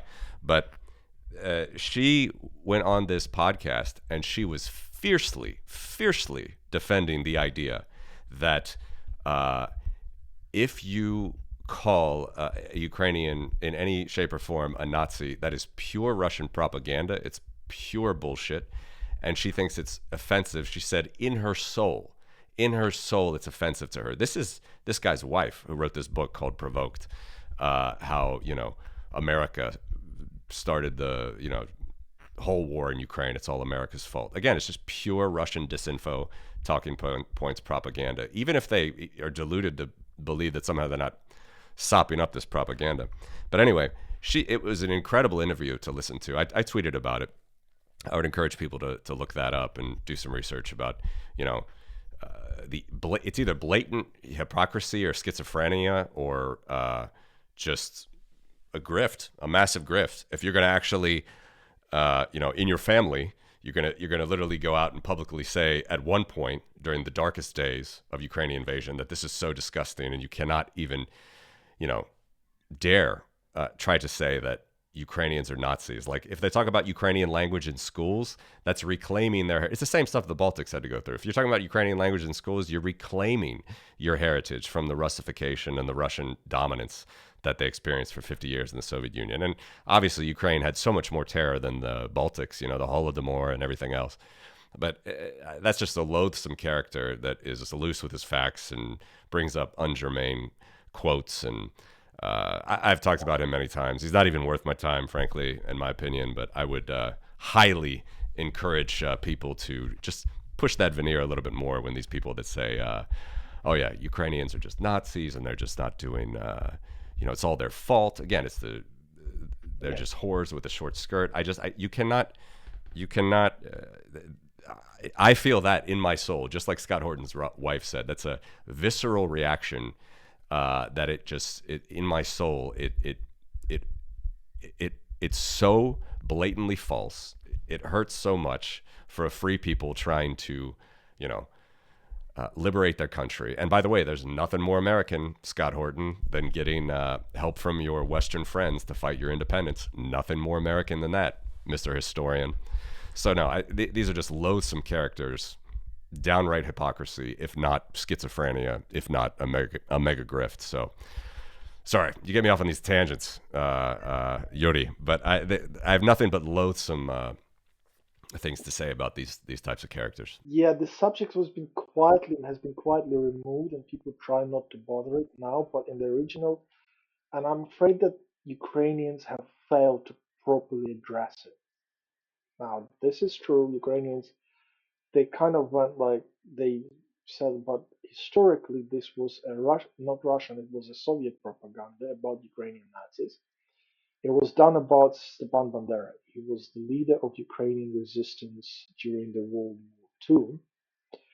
And technically, if you were to call him a Nazi, you would get 5 to 10 if they really followed their laws in Russia. You would get 5 to 10 years in jail if you were to call Stepan Bandera a Nazi. In Russia, if they follow their own laws, you would have to get 5 to 10 years in jail because they have a very interesting law, and that if you are trying to deny the decision of Nuremberg Court, which charged the Nazis after the World War II, and if you try to change it in any way, the minimum time you get is 5 years. And the Nuremberg Court decision, I don't remember which court book exactly, but has identified Ukrainian independence movement as a separate force in World War II that fought both Nazi Germans and the Soviet Union. The one single point that most of the Soviet propaganda goes to, and this is the event which, if I could find the money, I would make a film about that event, and that was Lviv massacre. Very few Westerners know, they heard about it, and this is why that one was kind of mixed in a lot of times.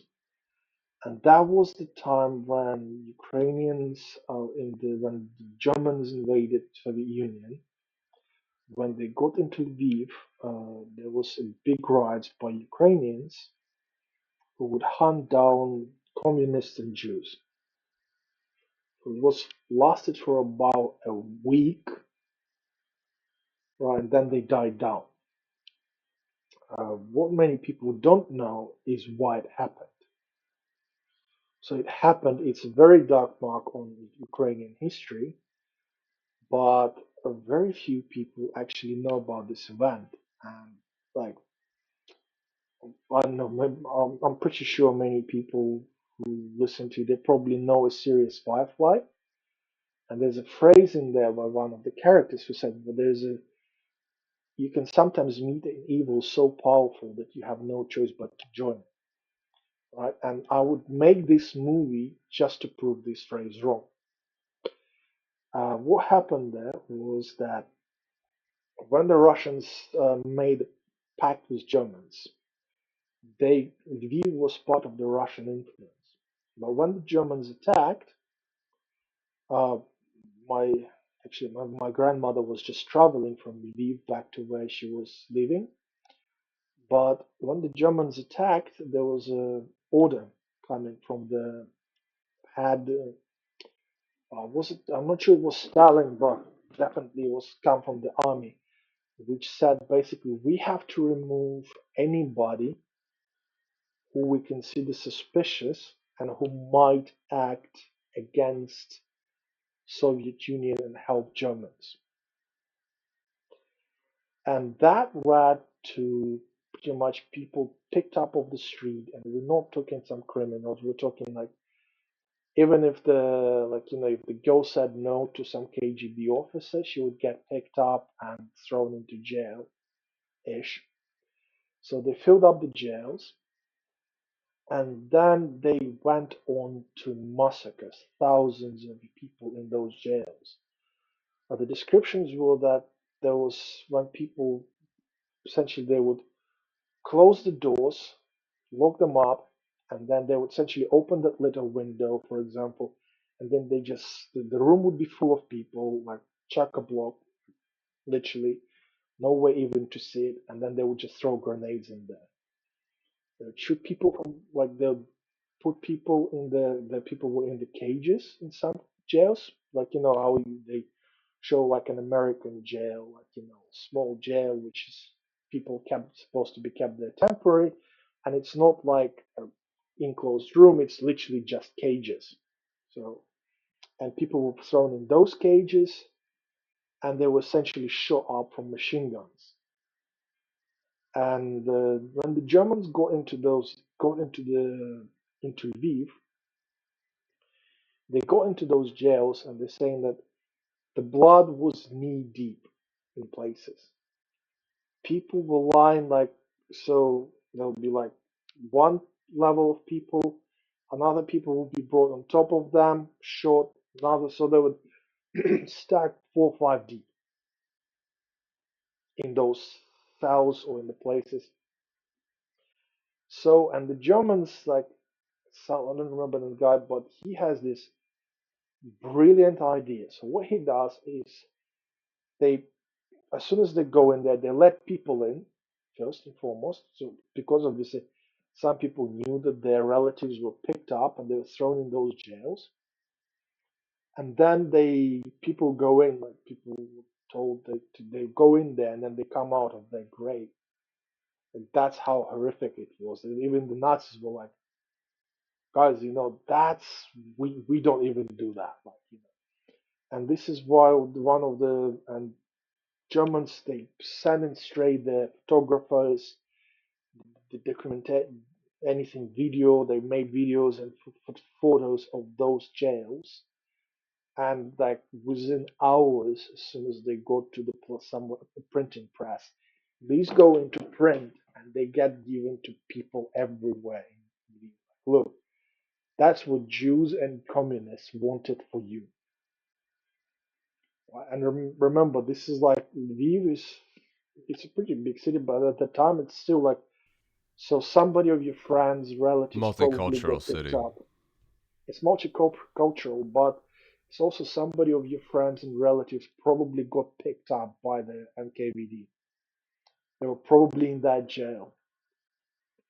So people go ballistic. And the Germans, they really used that situation. They really drained it for everything they could. So yes, for about a week, the things that were happening there were like outrageous. It is like, a kind of, it says, a stain that, again, something people have to relieve and something people need to talk about. It's like, and admit, look, this what happened, but also what, you know, have the whole story out. Nobody has the whole story out. Nevertheless, there was, even in Lviv, there were plenty of Ukrainians who were hiding Jews. It's like, there's even movies about people, Poles and other partisans saving Jews from Lviv. I was seeing a story where a thief hid in the underground tunnels and he would get people in there and he saved again like a huge number of people comparatively, like, and Germans were using that particular case of what NKVD has done, and they were like, look, and they were trying to push it across the entirety of Ukraine. Didn't work very well. So after the first week of that, like, that real shock to people, it kind of came down. And if you look at history, Ukraine is the place where most of the Jews were saved. Third, third country in the Second World War. It was the third country by the numbers of Jews that were saved by Ukrainian people at the risk to their own lives in cities and villages where they would hide them from the Germans and save them through the entire war. But one big, it's a big event. It's a horrible event. Like, look, I'm, like I said, not super like relatable to humans, but even I couldn't Oh, say come like, on. Don't sell yourself that in I such a told you short way, I'm my I'm well friend. spoken, well read, but after these 3 hours, I'll be hiding under my blanket for 3 days. I promise you that. Yes. It's No, great information, man. It's great to hear. I mean, but it's like, not the story. I but mean, but it's very if in I depth. if I might imagine myself into these conditions, and I'd appreciate that there was like, now it's easy to be like, oh, I'm not gonna be like, I wouldn't get involved with that. It's like, really, you know. When was the last time your friends did something stupid and you looked at this next morning and you think, well, I should have never done that, and yet the day before you did, and it wasn't something like, as influential and as heavy hitting as the events that happened in Lviv over the first, days of war. It's Like, a huge. I mean, it's a huge topic, and it affected every one of us in Eastern Europe that was yeah, caught between the Nazis and the Soviets. but And yeah, go the ahead. people who usually talk about the like that Ukrainians being Nazis, their biggest reference point is this particular case. And like I said, if I had money, it's like I would to do that. I would like to make a movie about this. If it's not me, then please find somebody like I'm sure there's an American or European filmmaker talented enough who could tell the story. There's some Ukrainian filmmakers, but with good financial backing to actually tell this story, because it shows like I believe it would show the people of Ukraine, the everyday stuff that was happening then, but it will also show the horror of the situation people had to deal with and how it influenced them. Like, like Yeah, same thing that happened in what was the name of the town in Ukraine? Starts from B. That Baba just Yar. hmm? No, no, no, Baba no. Yar. During this That war was. already, Um, I forgot. I shouldn't really forget things like this. Where the Russians have oh, in killed off Bucha. In Bucha. Bucha, yes, Yeah, yes, yeah, yeah. Sorry, I right, thought and you were they talking killed about World they War II they still. killed what they didn't even kill thousands. They killed hundreds, and that's how horrible it is. Right. And Nobody people still even said that was fake, unbelievably. yeah, No, I mean nobody regarding the even World War. Yeah, I'm sorry. I'm sorry to interrupt. Go ahead. Go ahead. nobody even talks about how many guys were picked off of the streets from Kherson when it was under the government, under the Russian control. Like, and the bad Oh, things they've that been happened taking there. drones with grenades to them, and like safari style, like trying to hit civilians. It's been documented by that Kalen, Yeah. Irish guy, Kalen. I forget his last name, but that's another good channel people should check out. Caolan, I think is his name, Irish fella. Um, it's a But it's a topic that's I think too deep for this show, but I certainly you know every country has their own scars from that, and there's never an excuse for killing Jews. Never. Um, the Anthony Polanski, who's a Jewish, I'd like to stop you there. There is never an excuse to. There can be a reason if somebody's attacking you if you're doing a self-defense. Other than that, there is no reason to kill any of us. And I'm not gonna say, I'm not gonna single Jews out. Like, if you're attacking somebody because they're gay, that's as bad as because they're Jew. Like, let's start saying that, look, aggression unwarranted unless somebody's jumping at you with the fists, starting being that guy who jumps with the fists for any reason when there's no actual attack against you should not be acceptable. Right? But obviously, saying things that, like, when people say that is the things that happened are not true, like, there's people who lived through that. There's documents, historic documents. So denying that and saying, "Oh, this has never happened. This is bad," and you're a Nazi if you talk about this, it's like, wow. Now that is also like, let's put this out there. Let's look at the reasons why this happened. Well, we spoke to you in the beginning of the program when we were saying that, look, there's been different Soviet Unions, and we have to see and talk about what was happening there. We cannot say it was just good or bad. We have to say, okay, let's look at the whole system. Let's look at what's happening there, and then, like, understand what went wrong. Like, understand the bad things. Why was it that the NKVD felt that they can just shoot thousands of people indiscriminately? Why are we not repeating? Why are we going and doing the same things now? Why are we repeating the same mistakes?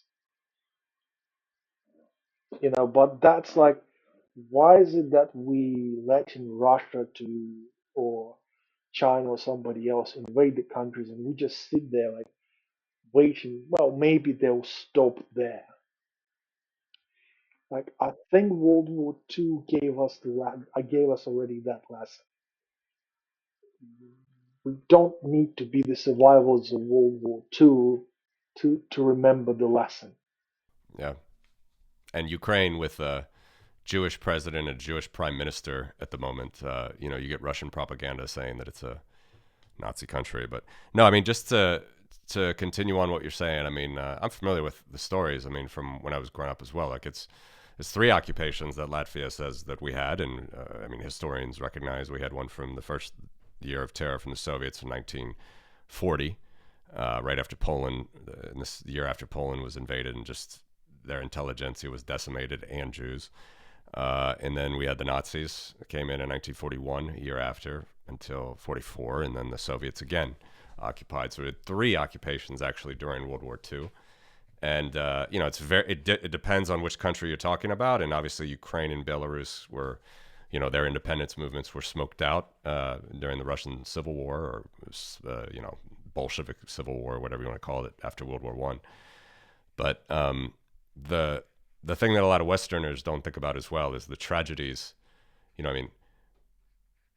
Like Jordan Peterson tries to actually, I think, I'm not a fan of him the way that he's talking about Ukraine these days, but he has made this statement that, everybody thought they would be Anne Frank, right? When if today, if an injustice comes to you and dictators and mad autocrats come and tell you to, report on your neighbor, total Soviet, total Nazi thing to do.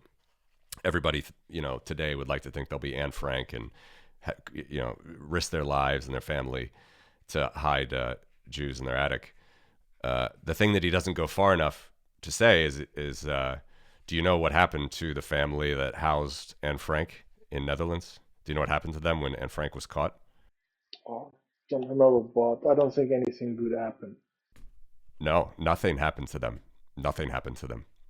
The thing is, in the Netherlands, in Denmark, in Germany, in France, even if you were hiding Jews, generally, even if your neighbor told on you and you were found out, generally you still had a state apparatus and everything was okay. But in the occupied territories, in the Baltics, in Poland, in Ukraine, in Belarus, if they found out about you and you were hiding Jews, you as well were shot in the back of the head. It's total Nazi style, total Soviet style, either way.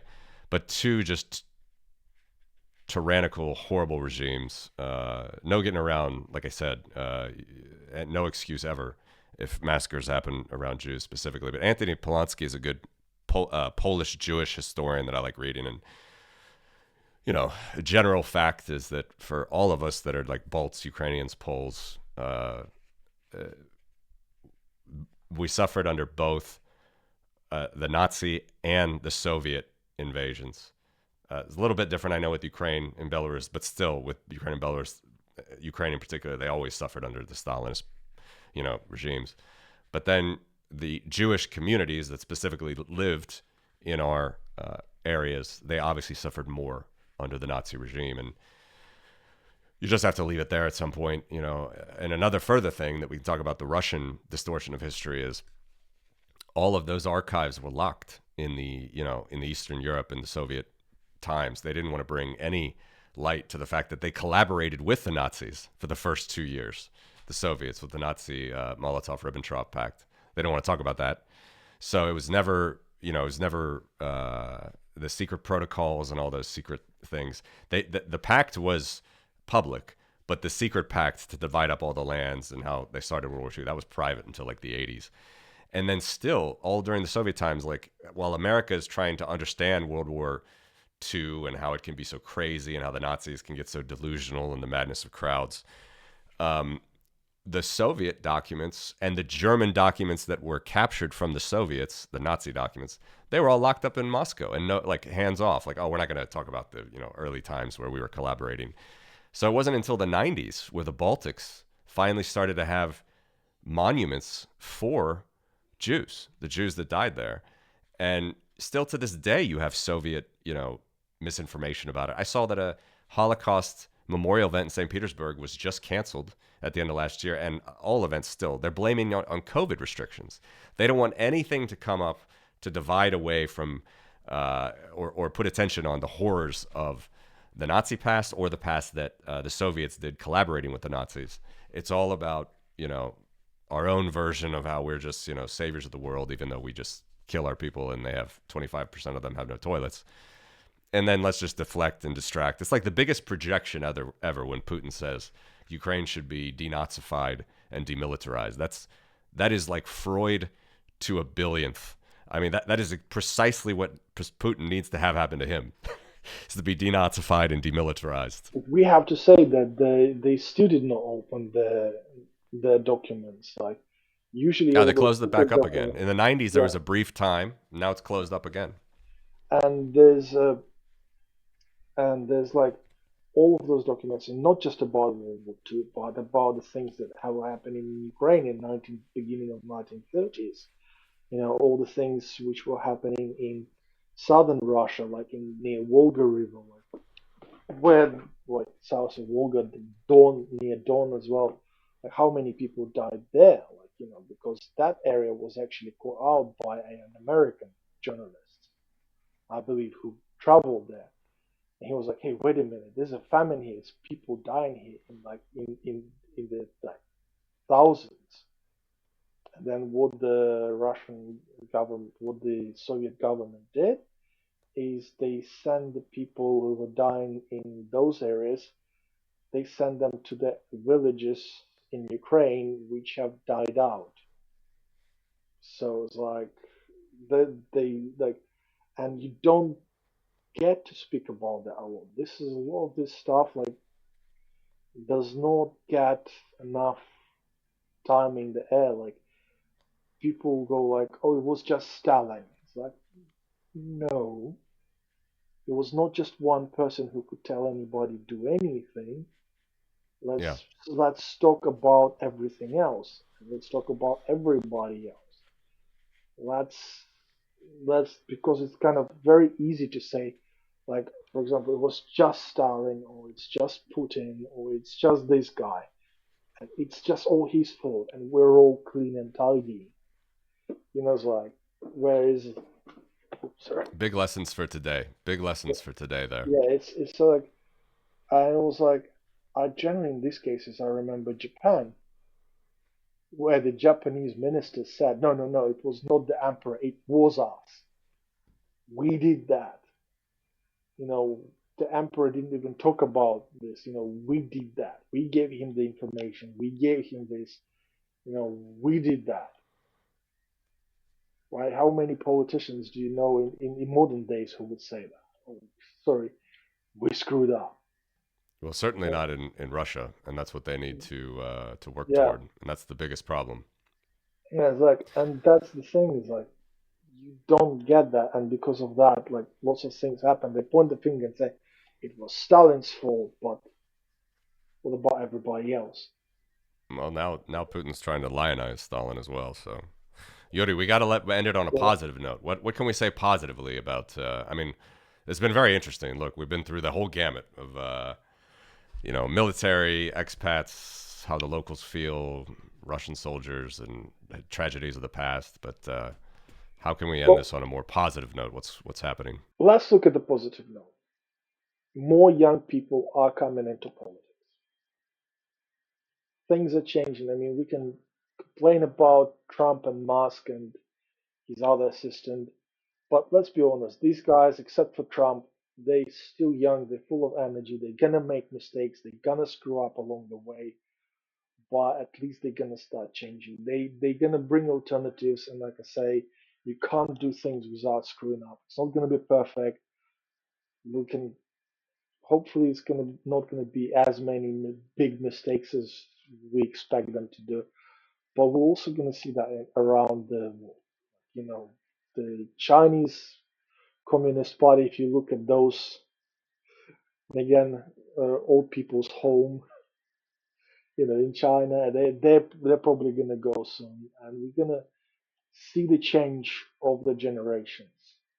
our houses are gonna get cheaper for not a very good reason, unfortunately. But our houses are gonna get cheaper. So, but because we will see the older generations go. I wish our grandpas and grandmas stayed as long as they could. But with this change of generation, like so, yes, with this change of generations, we're probably gonna see the changes in the way we operate. So I think that's kind of like very probably the best thing that's gonna happen.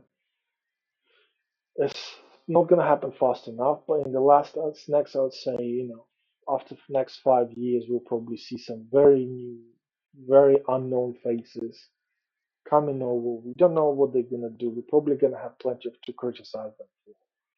But this is something I personally look forward to. It's like something where people are going to see that it's possible to remove the old guard and do something new. Like I hope that in Britain, because I lived there for a long time, I hope that people in Britain are going to lead the way by using their first to the post system for many youngsters who have not been part of the parties to become independent candidates and simply as this they go two fingers up on the establishment. So yeah, I'm hoping that's gonna happen. I'm hoping that more young faces are gonna appear because, well, we have to admit, like we already talked today, it's like a whole bunch of people who essentially gone to the stage where their sand is gonna fall out. I mean, I once said that we should keep our current politicians on a mix of cocaine and Viagra to remind them that their life exists. So I believe that's what's happening in case of Trump. Not that I held the candle, but I think that guy was going to have a heart attack but survive it because his erection pumped the blood. But other than that, we'll see that this generation is going to go. And I think this is going to bring the changes because the people who are going to come in, there'll be people who better understand the times and who can use the tools they have at their disposal far better and hopefully move us forward. Like essentially, we are very much like we were like 100 years ago when there was a Great Depression because of the mismanagement of the technologies they had available at the time. Hopefully, we'll be able to avoid those mistakes because we are in the same position where we have lots of new technologies which are really changing our lives, and we really need people who can read and understand those technologies and use them to the best of their ability. And I'm also hoping that coming from that, there will be more Ukrainian speakers coming onto English speaking channels and channels which have a wider coverage that's simply like local, like Russian speaking people or like international Russian speaking people and get more introduced with this, stories of their life in Ukraine, how they operate, and introduce the Ukrainian people so that the people in the West they not they don't feel like they're helping some, I will say, faceless country. I hope that Ukraine is finally gonna get the face, or the faces it deserves. And obviously, I don't think that I'm a super good face for Ukraine, but I'm hoping that like we talked today earlier, there's plenty of good guys on the internet, the bloggers who write blogs in English. They run lots of programs in English who will become more interesting to the media in the West. I'm not talking about just the mainstream media, which runs a little program somewhere on BBC Three nobody watches and listens to. But we're talking about big like YouTube, like modern media channels which can cover big audiences. And the Ukraine is going to get the face that it deserves, like, from the young people who who are there when Ukraine is changing and can show the people that are there rather than something that is essentially non-existent at the moment. Well, you all certainly deserve it. The Latvian president at the end of last year said that Ukrainians are not only fighting for us, they are fighting instead of us. And I can tell you that is for sure how any European that has suffered under Soviet or Nazi atrocities feels. You guys are literally on the front lines, and I hope to God that there is peace this year and a lasting peace. As I said, it's going to be interesting to see if that can actually work, and I hope that it does. But Yuri, listen, man, this is fascinating. We really appreciate it. I appreciate it. I'm sure that our viewers do here, and everybody in Eastern Europe for sure, man. Northern Europe is cheering for you guys, and I'll put some links in the stream as well about a lot of those English speaking Anglo style Ukrainian or pro-Ukrainian channels, because I think it's important. We've got to keep getting the word out. So thank you, my friend. Really great meeting you. As well. And we'll have to do it again soon then. Hopefully, yes. All right, we'll go recover. Hopefully we're gonna get some questions from the people as well. So sure. So then we're gonna have as well. We're gonna look at the questions. We can structure it and try and answer them, and maybe have a bit more screen share time so that we can actually show people and look up the documents, so it doesn't seem like right now we're talking more abstract. Yeah, sure. But then if there's questions, we can, and we answer them. We can as well look up the details and share them so that people go like, this is not just two guys talking out of their head. We can actually go and move that. I think that would be wonderful as well. I like it. Let's shoot for it next time. So, all right, Yuri, nearly 4 hours. Thank you, my friend. Yeah, I was not expecting more than one, and it's just kind of. Did we beat Joe Rogan? I've certainly beat plenty of his episodes, and this one was better for sure than any of them. So, peace, my friend. Thank you so much. Thank you very much. Now, go ahead. What were you going to say? Were you going to say something? I was saying, I hope we were more interesting than Joe Rogan. Well, like I say, I think the subject was not the kind of subject where we could really make lots of jokes and lots of fun. Yeah. So, but I hope we gave better information. I think you did, my friend. I really appreciate it. Fascinating. I think hopefully people will look at us and they will see that, there's difference in between Russians and Ukrainians, but it's also they will understand that, look, there's certain things that no matter what they do and say, because of the way situation is in Russia, unless Ukraine is given help, it will not change. They will just continue coming because of the way of the poor situations the Russians are in, which again often is not being addressed. Yeah, completely agree. Those are very good points, and the points about their society is going to be super important after the war. And all I can say is the West and free, loving societies need to keep up the pressure to support Ukraine. So, unlike we gave you in World War II. So, listen, thank you, my friend. Thanks for your time again. And have a great day.